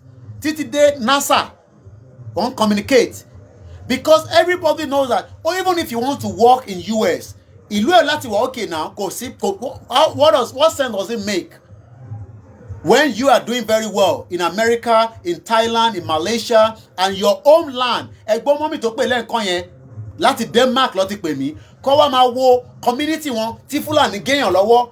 Ẹ wá ní kínú ẹ máa dùn ní Denmark. Inú ò lè dùn now. But this, I understand some people might not like, some of what I say. I agree.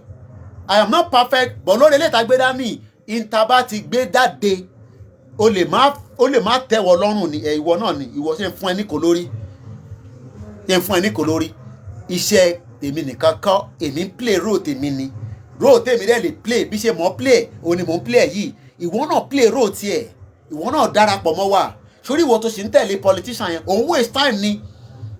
Ó fi pé àwa nìkan la fẹ́ jẹ nǹkan tó wà nílẹ̀ ni. Ó fi pé àwa la fẹ́ di president, la fẹ́ di senator. No! Iṣẹ́ media tèmi máa ṣe náà ní ìta bá ti gbálẹ̀ Yorùbá nation. Hello caller all the way from Maryland. Ẹgbọ́n sókè.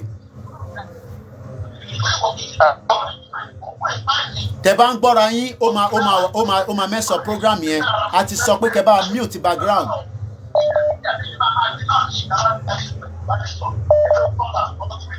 Hello caller. Ẹ bá mute background. À ń gbọ́ yín. Èmi ni ọmọ ẹ̀kúnṣẹ́ òkú ìkì í ṣàlàfíà ni ọmọ láti US kò ní pè. So ẹ̀kúnṣẹ́ takuntakun pẹ́jẹ́ ti láti pẹ́ bọ̀. Àwọn ọlọ́run afárá fún ọ̀rọ̀ láti èkó ẹ̀jọ́ ẹ̀ bá wa ṣe kó lè dára because mo ti bá sáyẹ̀dì sọ̀rọ̀ tó sọ pé. Ẹ má ẹ̀ka tún mẹ́nu bá mọ́ àti ṣàlàyé ẹ̀ déètì máa wáyé ó máa wáyé lágbára náà. Àìpẹ́ kó wáyé tí ọmọ ọdún lé mo jẹ́ ẹ̀dí bá ọmọ alúkà sọ̀rọ̀ ìgbẹ́ ẹ̀dí sọ̀rọ̀ àtijọ́ sọ̀rọ̀ dáadáa mo ti tẹ́ẹ̀dì sọ́kọ́ mo ti tẹ́ẹ̀dì tó mo ṣe rí ni ẹ ọlọ́wà pẹ̀lú yín ọdún àdúrà agbára náà mo dààmú. Then let me also put this out. Ẹ má fojú pé ìtorí àwọn kan ló jókòó sórí mídíà tó ń pariwo àwọn nìkan ló ń ṣiṣẹ́. That will be the biggest lie that we can tell ourselves. Pé torí kó ìkíní kan ló ń jáde, ohun ẹ̀ dùn, ó mọ bó ṣe ń sọ̀rọ̀, kíní kan, àìwá rẹ̀ lòmíì ní state kan tó ń ṣiṣẹ́ ju kó ìkí lọ. That means we are telling biggest lies. Kò ń ṣe gbogbo àwa tá à ń sọ̀rọ̀ nìkan là ń ṣiṣẹ́. There are thousands of Yorubas working below. Tí ẹlòmíì kò tẹ̀ ní access pé ó fẹ́ ṣe nǹkan kan lórí social media. So when people say a máa support kó ìkíní kan, ẹ̀wá rẹ̀ lòmíì nítorí pé ẹ mọ̀ ẹ gbọ́hùn ẹ wá nítorí ẹ pé kò ṣiṣẹ́. Lóòótọ́ kò ń ṣe gbogbo èèyàn làwọn náà máa mọ̀ kò ń ṣiṣẹ́, but there are thousands of Yorubas working day and night tó ti fẹ̀mí wọn sílẹ̀. Èèyàn kan fẹ̀mí ẹ̀ sílẹ̀ ló ní accident níjọ́ Monday tẹ́lẹ̀ ẹ̀mí ẹ̀ dẹ̀ lọ. Èèyàn mélòó ló máa láyé yẹn nísìn? Let me even see if I can play the video of àwọn tí wọ́n wà lọ́spítù yẹn. I think I have about just almost half an hour left. Yeah, just under half an hour. Ẹ ṣe sùúrù díẹ̀. Let's hear a little bit from àwọn tí wọ́n wà ní hospital tí wọ́n send video sí mi. Yorùbá nílé lóko ní ọmọdé wa láti Nàìjíríà ní diaspora. Àbáwá tí ẹ̀ ń wò ní inú fídíò yìí, àwọn ilé ọ̀kan lára àwọn ọmọ Yorùbá tí wọ́n lọ síbi àti gba arákùnrin wa Fẹ́mi Adélẹ́yẹ wọ́n ní ìjàmbá ọ̀kadà. Àwọn èèyàn ní jẹ́ kí mẹ́sẹ̀gì yẹn, but ẹ lè wo fídíò yẹn, ó ti wà lórí timeline wa lórí Koiki Media on all my platform. Ẹ rí nọ́mbà níbẹ̀, ẹ pè wọ́n kẹ́ wọn tẹ́ bá fẹ́ ṣe fún wọn láti fi support wọn. Hello caller. Hello. Ẹ káàsán o. Ẹ kúrọ̀lẹ́ àbẹ́kálẹ́. Ẹ kú iṣẹ́ o, ẹ kú iṣẹ́ takuntakun, à ń gbádùn yín o. Bí àwọn gómìnà ṣe ni mo fẹ́ sọ̀rọ̀ lé lórí tí ṣe ìwòye láàárọ̀ nígbà tí pé omi tán lẹ́yìn ẹja wọn náà ṣe wá kóra wọn pọ̀ tán ni wọ́n lọ ṣe ìpàdé ìranù kan ní níbìkan ní Delta. Gbogbo yẹn ẹ má já lísì sí wọn. Ẹ má já lísì sí wọn, kàn tá a gbé lọ́wọ́ ni ká kọjú sí. Ẹ má já tẹ̀lé wọn o. Wọ́n kàn ń purọ́ fún wa ní restructuring pàápàá àwọn tí wọ́n ń pariwo kò lè ṣe é ṣe. Irọ́ ni wọ́n pa, wọ́n máa tẹ̀ wọ́n jẹ ní èyí kọ́ ni wọ́n ti ń tàn wọ́n jẹ lórí restructuring. So tí èyí í sìn, so ẹ má jẹ́ ká lísì sí wọn o. So lórí pé fúnga àwọn kan ti fẹ́ gbèsè ní north pàápàá tí wọ́n sọ pé tí wọ́n sọ pé wọ́n tẹ̀ nígbà kan sọ pàápàá wọ́n ti sọ ní north. So pé tí wọ́n pàdé náà lọ ṣe yẹn òfò ní kò lè jẹ́ kò tó sì kankan. So kẹjẹ ká múra ṣiṣẹ́ wa tá à ń ṣe kò sí ẹ má jẹ́ awọ́ ẹ̀yìn rárá a máa gba Oòduà nation lágbára Ọlọ́run Oòduà gbé wa o. Ẹ ṣé gan ni láṣẹ Èdùmàrè.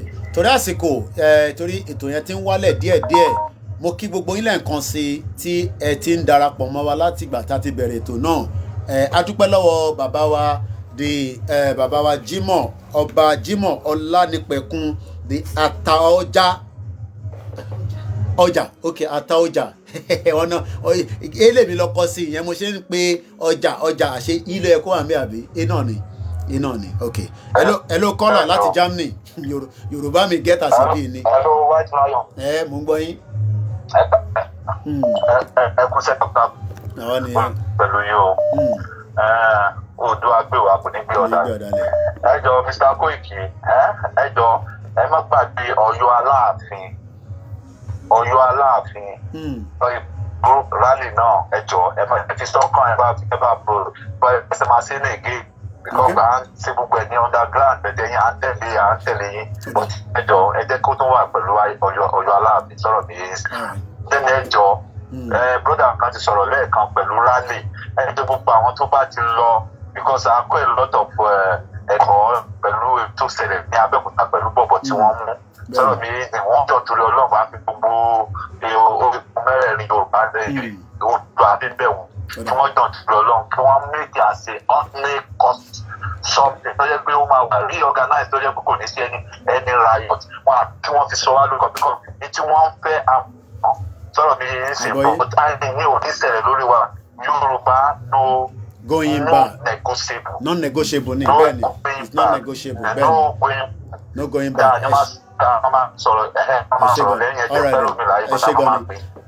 Lẹ́ẹ̀kan sí gbogbo agbègbè ilẹ̀ Yorùbá náà la fẹ́ dé, but it will take time to get into each of these community.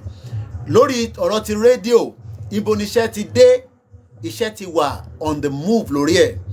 Bí iṣẹ́ yẹn bá ṣe ń lọ a máa update yín lórí ẹ̀, but I can confirm that the radio setup is already in the process. We won't go into too much detail, but by the time, maybe in the next couple of days, I will start giving you more information as well. That is where we are with the radio. In terms of, the support, I always say it all the time. You have to support so that we can do so many things. And we appreciate those that are doing it frequently. A lot of people have asked, Ibo ni àkáǹtì ìlànà wà? Each of the group, irú ìlànà tó wà ní US, wọ́n ní account tí wọ́n fi operate. Ìtó wà ní UK ní account from what I'm told. But in terms of the general one, I can only say we are still waiting. Ẹ rántí pé ní on the 4th kan ní a ṣe program ó dà ń ké mo kọ sílẹ̀ tí we got a call from one of their members tó dẹ̀ fi tó wa létí pé by end of the month they would have the Yoruba National Fund. The only way we can receive a lot of money, I'm not talking about the donation. We don't take food. And tó bá náà fẹ́ fún wa lóúnjẹ nǹkan we don't do that. But pé a ní ká lọ ra gálà, à lọ rà fúnra wa. Ìdí ni pé we have to be very, very careful. And people that have, nobody have done that before. Pé kó wá deliver kuli, kó wá deliver plantain. No, we are not going to take that. But when we are going for a rally like this, we want to make sure that àwọn tó máa lọ sí rally yẹn, ó lè má tó gbogbo yan. Ìtorí bí rally bá ṣe pọ̀ sí, oúnjẹ yẹn lè má tó. But at least àwọn díẹ̀ kọ̀ọ̀kan wà láǹfààní bó jẹ́ kí ló ń pè gálà nǹkan tẹ́ bá rí gálà gan nísìn ẹran tó wà nù 419 country nílùú yọ lọ́rùn 419 country. Let's take more calls because we are winding down now. Hello caller ẹ jẹ́ n gbé wá sórí speaker. Tẹ́ bá rí gálà tó fi sílẹ̀ nílé ó ti yàtọ̀ gan ẹran tó wà nù ẹ̀ ti kéré gan nísìn. Hello caller. Hello, ẹ kálẹ́ fà o. Hello. Mr. Koyeki. Ẹ kálẹ́. Àdúrà wa gbà wà lájà Àjọlá ló ń sọ̀rọ̀ láti London. Hello, ṣé ń gbọ́ mi sà? Ẹ máa sọ̀rọ̀ mà, à ń gbọ́ yín mà torí àsìkò. Àwọn ẹjọ́ ẹ má bínú jẹ́ ká yá pẹ́ fọlọ́. Ọlọ́run bá dúró ti ẹ̀yìn àti Mr. Sunday Igboho. Àmín. Ẹ máa bá mi dúró de bàbá wa Akíntóyè. Àmín. Ṣé nígbà tẹ́ ẹ̀ ti dé Nàìjíríà ọ̀gbọ́ wà ó? Olóyin ti pẹ́. Ṣẹ́rí bẹ́ẹ̀ ṣe délé iṣẹ́ tó bá sọ pé ẹ̀kan pariwo àbí àkàn pariwo tó lẹ́yìn nìkan kọ́lẹ̀ sọ̀rọ̀ gbogbo wájú ń sọ ẹni ń tọ́ra ẹ̀ ní. Last year wọ́n ṣe early meeting pé wọ́n àwọn èèyàn wọn kò sẹ́ni tó ṣe meeting kankan o. Wọ́n ṣe wáyé àwọn kò rọrùn sùn mọ́ o. Àyà wọn já. Torí ẹlòmíì ti já owó tó fún fẹ́ ṣe lọ fún 2023 ọkàn wọn ò balẹ̀ mọ́. Bí ọkàn tí wàá ṣe balẹ̀ pé àwa ti débi táwa ń lọ ọkàn tí wọn ò balẹ̀. Because Ọlọ́run ti gbà ó ti gbò òdùdó àlèṣàn fún wa àyà wọn ń já anywhere tán bá wà àwọn ibi kéèyàn máa fẹ́ kéèyàn lágídí kó a máa pùṣà rẹ̀ bẹ́ẹ̀ ni ọ̀rọ̀ àwọn gbogbo àwọn tí Nàìjíríà jẹ́ ń sìn yìí o. Àwọn Yíbò ti ń ṣe for more than 10 years wọ́n ti fẹ́ bá Biafra ìjọ wo ni Yorùbá bẹ̀rẹ̀ tábàlẹ́ nìkan tó wá wà lọ́nà kan ẹnu wọn ò kò wọ́n sọ̀rọ̀ bákan wọ́n máa sọ̀rọ̀ bákan ẹni yẹn go to hell I'm sorry to use the language. Ẹni náà kó ṣe kí ni kó go to hell. Ọlọ́run ti gbàdúrà wa nígbà tí Yorùbá ti bẹ̀rẹ̀ gbogbo olúmọ kan kó àwọn kò rọrùn sùn wọ́n ṣe wà yẹn wọn ò rí oorun sùn àti ọmọ àtìyàwó àtàwọn fámìlì wọn tọ́lọ́mọ bẹ́ẹ̀ jẹ́ kò sí sinmi fún wọn àwọn kò yá àwọn èèyàn ní kò sí sinmi fún politician láti bàtà ti bẹ̀rẹ̀ kò sí sinmi fún politician láti gbà tí Yorùbá ti tẹ ẹsẹ̀ wọn àti fún wọn ní eré gidi irọ́ náà pa wọn lè gbà kẹ́ni yẹn jókòó kó go back to 10 years back tí Biafra ti bẹ̀rẹ̀ pẹ̀lú bọ́n ṣe ní lamination wọ́n ṣe kinní kan wọ́n ní ṣẹ́gà wọ́n ti lọ tírénì wọ́n bá nǹkan tá à ń ṣe àwọn south west even àwọn northerners wọn ò róhun sùn pọ̀ gbogbo àwọn tó wà ní asọ̀rọ̀ àyà wọn ń já ẹ̀mẹ́wàá náà ọ̀rọ̀ ṣọ̀ṣọ́rì kí ni káwọn ṣe wọ́n dẹ̀ mọ̀ pé gbogbo ẹ̀ ti bọ́ lọ́wọ́ àwọn ọlọ́run dẹ̀ ti gbà fún wa ọlọ́run àwọn làwọn oṣù táwa ṣẹ̀ṣẹ̀ parí láàánú ẹ̀ ọlọ́run ti gbà fún wa a máa rẹ́rìn àgbọ̀dún tó parí Yorùbá nation ni Inshallah wa kudratillah ẹ ṣé gan ni pẹ̀lú òkú ọlọ́run ó ti gbà fún wa wọ́n ṣe wà yẹn wọn lè sún a ti lé wọn léré bẹ́ẹ̀ni ẹ ṣé gan ni mo kí gbogbo ẹ̀yin tí a ṣe parí àwẹ̀ ọlọ́run àgbà níbàdà a mú lọ sí ilé àṣẹ gbogbo àdúrà tá a ṣe níbẹ̀ ẹ jẹ́ kí n fi nǹkan kan tó wa létí we will continue to praise him ẹlòmíà ní kí ni Kóìkì tó ń sọ bẹ́ẹ̀ ni wọ́n ní ẹni sùúrù ẹ̀yin tẹ́ ń pè wá wọ́n ní ọpẹ́ ló ń jẹ rẹ ń jàmàlà ń jẹ kọ́kọ́rẹ́ o ọpẹ́ ó yẹ ká máa dúpẹ́ ọpẹ́ tá a máa dún ni pé Ọlọ́run tẹ̀ fún wa ní làákàyè pé agbègbè wa ń sọ. Yes, there will be disagreement. Hey, media ń bára wọn jà o. Hey, both, bees. I met with my brother today, Akmadauro. I think he's going to be on tonight as well from what what he said. But mama dúpẹ́ nítorí pé tá a bá dúpẹ́ báwo la ṣe fẹ́ débi tá à ń lọ. Ọlọ́run tí mama dúpẹ́ fún ni pé ó tètè ṣí wa ní ọkàn kúrò nínú Nàìjíríà. Ṣé ra àwọn tí ọkàn wọn sì lè mọ́nu Nàìjíríà yẹn wọ́n sì ń wo ohun táwọn fẹ́ jẹ nínú Nàìjíríà ni. Olórin kan tí mo fẹ́ sáré jù sí kó tó di pé àsìkò yẹn máa wálẹ̀. Kò yé yín nísìn. Ẹ jẹ́ n sáré wá orin yẹn jáde. Orin yẹn mo play so many times nígbà tí mo bẹ̀rẹ̀ program last year. Ọpẹ́ tá ń dú, whether you are Christian, you are Muslim, oníṣẹ̀ṣe ni yẹn. Ọpẹ́ yẹn òun ló fún wa ní opportunity.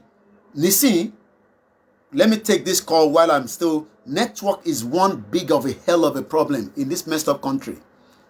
So the more tá bá dẹ̀ ṣe ń dúpẹ́ sí, the more ni oore tá ń fẹ́ ó máa tètè dé. I read a lot, whether positive or negative, but I think we have a caller on the line. Hello, caller.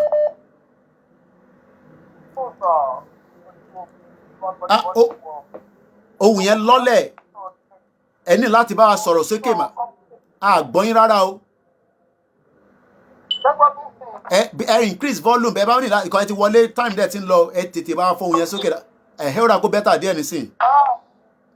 Àìjọ onínà kọ́mrẹ́ẹ̀dì tó máa lọ fún rádì yẹn bàbá mi sọ fún wọn kí ọ̀kan kí mọ nọ́mbà àwọn bó ṣe pé máa fi nọ́mbà sọ́wọ́ so wọ́n lè mọ nọ́mbà ara wọn kó tó ní pọ́ kó o bẹ́ẹ̀ wọ́n lè fi pé wọ́n kọ̀ kó tó kó o bẹ́ẹ̀ kó tó ní fẹ́ sọ nìyẹn o. Ọ̀dà ẹ ṣé gan ni. We take a lot of we learn every day. Let me put this out as well. I mean, the last guy that was missing, I was very angry and bitter. It was not meant to miss at all. Kò jẹ́ kó sọnù rárá from what I had and what I got from the the leader of that particular group. Tabadan Sakwe group is a WhatsApp group, but they are all working very well. Okay, we lost one of our broadcasts on Olayomi Koiki. Let me see if I can just start it before we end the broadcast. Akuku need just under 15 minutes. So, kini mo fẹ́ fàyàn bẹ́ẹ̀. Ṣé ọmọ tó sọnù yẹn? And that's why I said we need millions of these. Kí ló ń kẹ́rì? Walkie-talkie. Tó bá pèèyàn nínú Nàìjíríà tó wà lẹ́gbẹ̀ẹ́ kò ní débẹ̀. But eléyìí nísìn, tí bá rédíò nísìn, ẹ jẹ́ ń lo mic lélẹ̀ because security wọn lélẹ̀ fún mi lélẹ̀ tí bá fẹ́lẹ̀ rédíò nísìn no mo fẹ́ tó ní wíṣù yẹn now tí bá fẹ́lẹ̀ rédíò nísìn ẹni tájọ wà nínú building kan náà tí bá pè lórí phone kò ní débẹ̀ in the same building but ẹ máa wòran nísìn hello Ayọ̀bámi Ọlá. Channel mode. Is everything well okay? Alright, ó kù díẹ̀ mo ti fẹ́ ṣe tán kù 15 minutes. Okay, ẹ ti fẹ́ ṣe tán? Yeah, mo ti fẹ́ ṣe tán. Jerry, clear. Ẹ jẹ́ kí n pè lórí phone nísìn kò ní débẹ̀. Èèyàn kan bẹ̀rẹ̀ ìtàn ní ayọ̀ lédè. A sọ̀rọ̀ later. So, kí ni mo fẹ́ sọ nísìn ni pé now ìbéèrè tí mo wá ń bi gbogbo wa ni pé ṣeré ìwọ tó ní family náà try to get at least the basic one. At least the basic one for them. Ìdí ni pé ó lè wúlò nígbà tẹ́ ẹ mọ̀gbà tó máa wúlò. Now ṣeré ọmọ tó miss yẹn tó bá jẹ́ pé group wọn kò ṣe gbogbo èèyàn la ní opportunity láti fún ní walkie-talkie so far but a ti gbìyànjú díẹ̀. It has not gone a lot but a ti gbìyànjú a dẹ̀ dúpẹ́ lọ́wọ́ ẹ̀yin kankan tẹ́ make effort.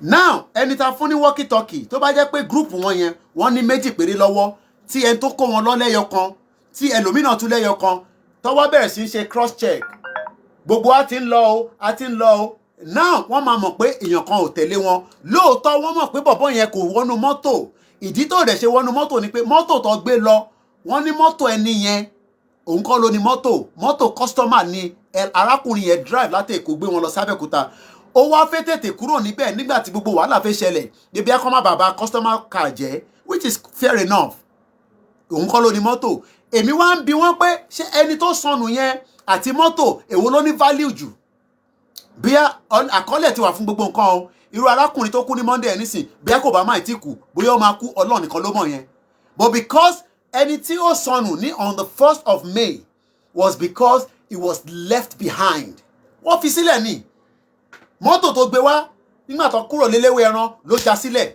mọ́tò tó wá wọnú ẹ̀ wọ́n bẹ̀rẹ̀ wọ́n dé 2 location kì í má sọ̀rọ̀ púpọ̀ lájọra time ti ń lọ nígbà tó máa ṣáà fi dé the 2nd location àwọn yẹn náà tó wà ní Aro àwọn yẹn wá ní Ṣàgámù làwọn ń lọ ó ṣe wọ ọ̀kadà ẹ máa gbọ́ ibi tó ti mísì gangan nìyẹn o àfi tó bá yẹ pé story yẹn tún yàtọ̀ sí nǹkan tó sọ fún mi ọ̀kadà tó wọ̀ àmọ́ tó ṣẹlẹ̀ mobile phone ẹ̀ kò ní phone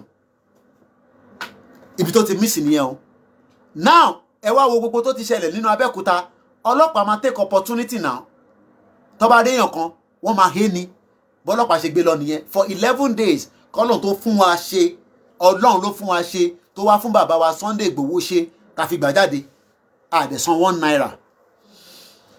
We have about less than 15 minutes and I'm just gonna push as many few calls but olórin tí mo sì fẹ́ play ẹni tó bá ráyè wọlé lénìí ẹ ṣe sùúrù ẹ jẹ́ ká dúpẹ́ fún Ọlọ́run ẹ jẹ́ ká gbọ́rin yìí ìtorí pé olódodo òun ni Ọlọ́run fún rẹ̀ ọdún tó bá dẹ̀ ti ń sọ òdodo ṣẹ̀dá àwọn kan máa ní ẹ kí ó máa ṣe é ṣe ṣé kò ní ṣe é ṣe eléyìí ti ṣe é ṣe ẹja gbọ́ díẹ̀.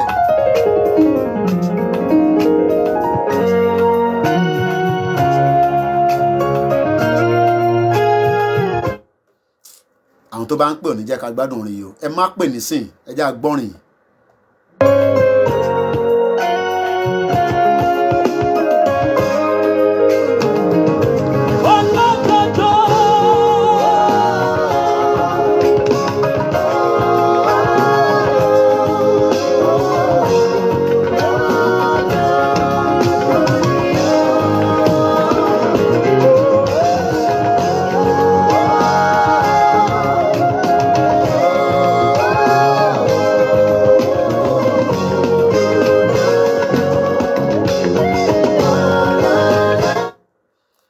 àkókò ní gbé ẹ̀kọ́ máa disturb ni bẹ́ẹ̀ ṣe ń disturb yẹn ó máa. olódodo ni ọ́ olódodo ni ọ́ ó gbà mí là lọ́wọ́ mi sàn ó gbé mi lọ síbi gíga olódodo ni ọ́ olódodo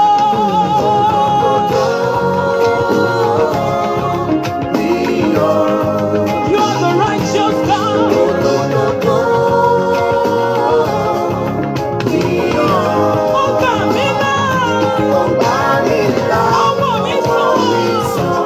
Ó gbé mi lọ síbi gíga.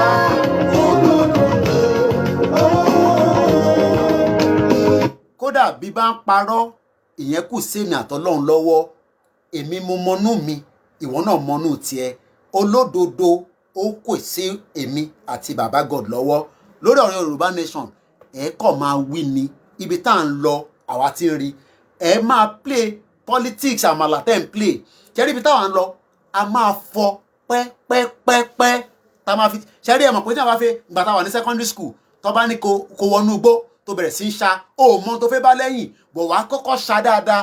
Let me say this clear. They can write millions of articles on Koiki Media.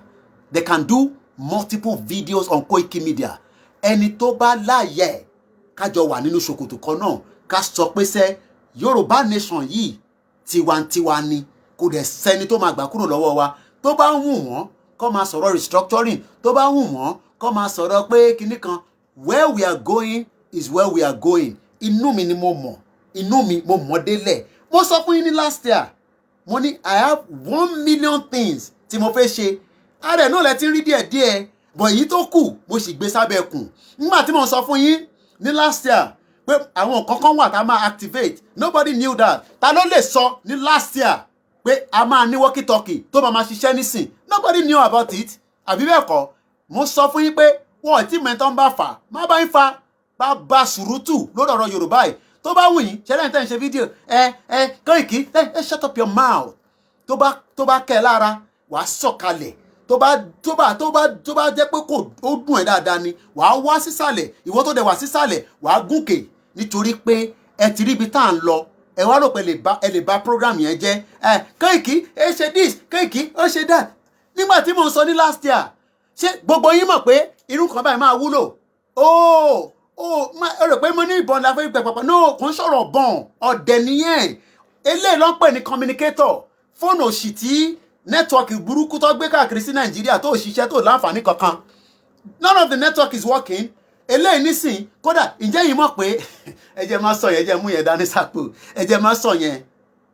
Iṣẹ́ tí kìíní máa ṣe, ẹ̀yin kan máa sọ pé last year nobody, I can testify that, kò síyàn kankan tó sọ. Àwọn kan ti lè máa lo, I'm not disputing that, pé inter máa wá di pé ẹ jẹ́ fún àwọn ọmọ wa lẹ́yẹ kọ̀ọ̀kan léyìí káwọn náà ẹlòmíì mú dání nísìn ó fi ń ṣakọni, ẹlòmíì mú dání nísìn ó fi ń ṣakọni, kò yé yín nísìn, because I knew that we would need this walkie-talkie, and that's just the beginning. We will prepare for the eventualities of anything. We will prepare for anything that, whether it's going to be peaceful, whether it's going to go the other way, it doesn't matter. But one thing is, olódodo òun lọ́lọ́run. Ẹni tó bá dẹ̀ ń ṣòdodo pẹ̀lú ẹ̀, right? Tó dúró lórí òdodo yẹn, kò bá jẹ́ aláàfáà nìyẹn, kò bá jẹ́ kìrìsìtẹ́nì nìyẹn, kò bá jẹ́ oníṣẹ̀ṣe nìyẹn, ìwọ dúró lórí òdodo yẹn. People say, Koiki ẹ lè rí kíní ìgbà o, ẹ kàn tí àwọn èèyàn ní o, ẹ ń ṣe kíní. Politician gan mọ̀ pé òun ò lè sùn sínú ilé ẹ̀ nísìnyí. Politician, I told you, àwọn information mi wà lọ́wọ́ wa, a sì gbé sábẹ́kùn ni.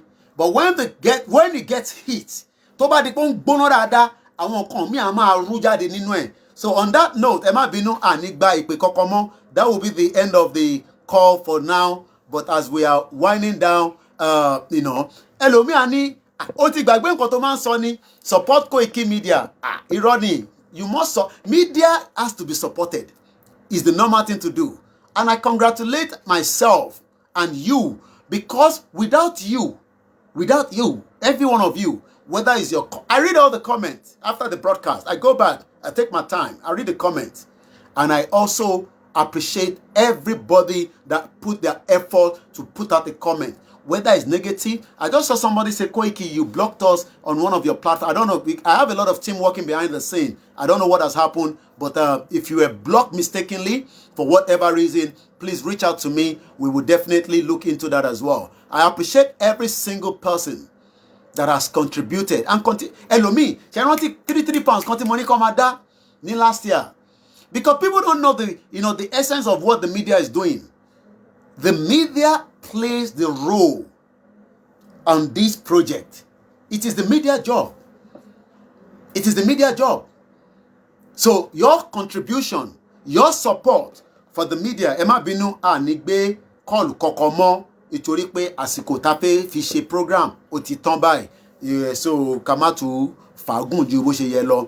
A dúpẹ́ lọ́wọ́ gbogbo yín. So support us, with your country. If you want to do Bitcoin, I have Bitcoin. Ẹlòmíì náà wọ́n tẹ̀ fẹ́ mọ́ Koiki mo fẹ́ kọ́ mọ́ pé èmi ni mo send owó sí ẹ. You can do Bitcoin, PayPal, musakalam1@yahoo.com. You can do the Barclays account, or those of you that know the First Bank account as well. Like I said, I will continue to update us on I'm looking at this camera because that's the YouTube. Even though my eyes has been on the bottom one, but the YouTube as well. And we have, even though 276 people are watching us, only 167 people say they like it. That's fine. Your negative comment. I love feedback. So when people leave negative feedback, it gives me opportunity to review what I'm doing. But on my own brain, look at me very well. I have millions of things. This brain. Millions of things. And I appreciate every Yoruba soldiers. I know you are with us. But because of the nature of the job yet, I know that wherever you're calling us from, we appreciate you. Our police we appreciate them. DSS, we appreciate them. Tó jẹ́ ti Yorùbá ni mo sọ, kò ń ṣe Hausa Fúlàní o. A dúpẹ́ lọ́wọ́ gbogbo yín. Bàbá wa Chief Sunday Igboho kó tó di pé mo máa lọ. Tí bá kí gbogbo èèyàn máa kí junior mi onífìlà bíi pink ṣeun ní kò máa porúkọ ẹ̀ mọ̀ nípe tán. Mo dúpẹ́ lọ́wọ́ ẹ ní gbogbo ìgbà. Mo dúpẹ́ lọ́wọ́ gbogbo yín náà o. Ṣe support them fún wa yẹn. Oh yeah, ó jókòó sí Nàìjíríà. I've read a lot of comments. Koiki lọ jókòó sí Nàìjíríà. Báwo ló ṣe máa ṣe ní London? Àwọn bills ẹ̀ ń kọ́. Media nìyẹn. Ẹ̀yin lẹ máa gbé bills yẹn. Ìṣẹ́ tèmi gbé dání kí tún máa ronú bí ṣe fẹ́ san bills. No. That is what the media. Ẹ̀yin ò rí pé àwọn journalists máa lọ fún mission 6 months. I've been in Nigeria now going to 4 months. Mission kan la wá ṣe. And I'll be back in London very soon. Àbí bẹ́ẹ̀ kọ́. Àwọn kan tẹ̀sán ni wọ́n ló ti há sí Nàìjíríà bí bẹ́ẹ̀ kọ́ ló ṣe sọ. Tábà tẹ̀ há sí Nàìjíríà ṣèbílẹ̀ Yorùbá mo fẹ́ gbà. I have lived there for over 2 decades. Ìgbádùn tí mo ti gbá lọ́hùn. Ọmọ tó bá bí ní 1999 tó ti pé 20 years kò tí ì jẹ ìgbádùn tí mo ti jẹ ní London. Ibo ló ti fẹ́ jẹ? Kò sí freedom of speech. We only have about 3 minutes. Ìgbádùn tí mo ti jẹ ní London kò sí tí bá díjú mi báyìí ṣé lórí M1 ni ṣé lórí M25 ni M11 ni ṣé I've been to Scarborough, Hull, Scotland, Edinburgh, Manchester, Liverpool, Wales, Cardiff. I've been to Dublin. Tá bá tẹ̀ tí dé Europe, tá ti dé America. Kò síbi tó fẹ́ sọ ní UK tí mo ti dé. Name it. Name it. That means I have seen the other side of the globe. But ọmọ tó bí nígbà tí bàbá wa Ọbásanjọ́ wọlé ní 1999 kò tí rí gbádùn jẹ láti ìgbà yẹn títí dìsín. Kò rí jẹ. Nígbà tó bí inú ìrora ló fi bí. Ó jẹ́ kó máa gba benefit tó bá jẹ́ pé ìlú tó wà òkè ní Nàìjíríà tá pera wa ní the 6th largest crude oil producer. Ọmọ kọ̀ọ̀kan ó jẹ́ kó lè máa fún wọn ní nothing less than 40,000 naira every month. Èmi ti gbé gbogbo gbádùn yẹn. So táwọn kan bá wá mo ti dé ilé prime minister rí, mo ti wọ parliament rí, mo ti dé ilé tí bá fẹ́ wọ Abuja nísìn 419 Hausa nìkan ló máa jẹ́ kó wọbẹ̀. Gbogbo Yorùbá journalist, brown envelope journalist, wọ́n jẹ́ kó wá Aso Rock. Wọ́n jẹ́ kó ra. That's why I keep saying èmi ò ń ṣe blogger. So when people say, how do you survive? It's because millions of you that have believed in me support it. Oh yes, somebody must support us to make sure that we continue to fund all other projects that we are doing. Do you know all other services that we are paying for? We are paying for different services that is got to do with the Yoruba nation. And I've been on these. Because I bẹ̀rẹ̀ Yoruba nation ni mo bẹ̀rẹ̀ sí ní káwọn èèyàn fún mi lówó. You must be stupid. Go and review Koiki Media before we even register with UK government, and it's also registered here in the 419 country before we now decide, okay, let's stand for Yoruba nation. Go and look at it. So when you are talking like that, Elawo Christian Ampo, tó ń bá CNN ṣiṣẹ́, for months she was moved to Iraq. She was living in Iraq. So how does she pay her bills? Because CNN was paying her. How does CNN make money? Because people like Glow advertise there, not cheap, expensive. So when people are saying, why do you need donation all the time? Why must you announce it? It's because it enables me to stand with you. So that those 419 journalists that you see there, tongue by brown envelope, they compete. One mama, púpọ̀ ni wọ́n pè mí lẹ́yìn kí má dárúkọ wọn. From Tribune, Daily Trust, gbogbo wọn ló ń pè. Gbogbo wọn pátápátá. Wọ́n mọ̀ pé òtítọ́ là wá ń sọ. But tó bá sọ mẹ́wàá tá à ń sọ. Bí ìjọba ṣe máa gbé wọn lélẹ̀, Lai Mohammed. So don't worry when I say I need donation. I need that donation so that we can run so many things. Ó ní àrà ń bẹ tí mo fẹ́ dá. Lórí Yorùbá nation yìí, ẹ̀kọ́ máa pariwo ni. Kọ́ ní ṣe Koiki Media ló ní rédíò. No, Koiki kọ́ ló ní rédíò. Ẹ̀yin ọmọ Yorùbá tẹ dáwó, ẹ̀yin lẹ ní rédíò. Ẹlòmíì nísìn, àdúrà ẹ̀ ni pé kí rédíò yẹn kó má dáhùn. Mo mọ̀ pé ẹlòmíì nínú yín, ẹlòmíì. Kò ń ṣàyìn tẹ wà ókè o.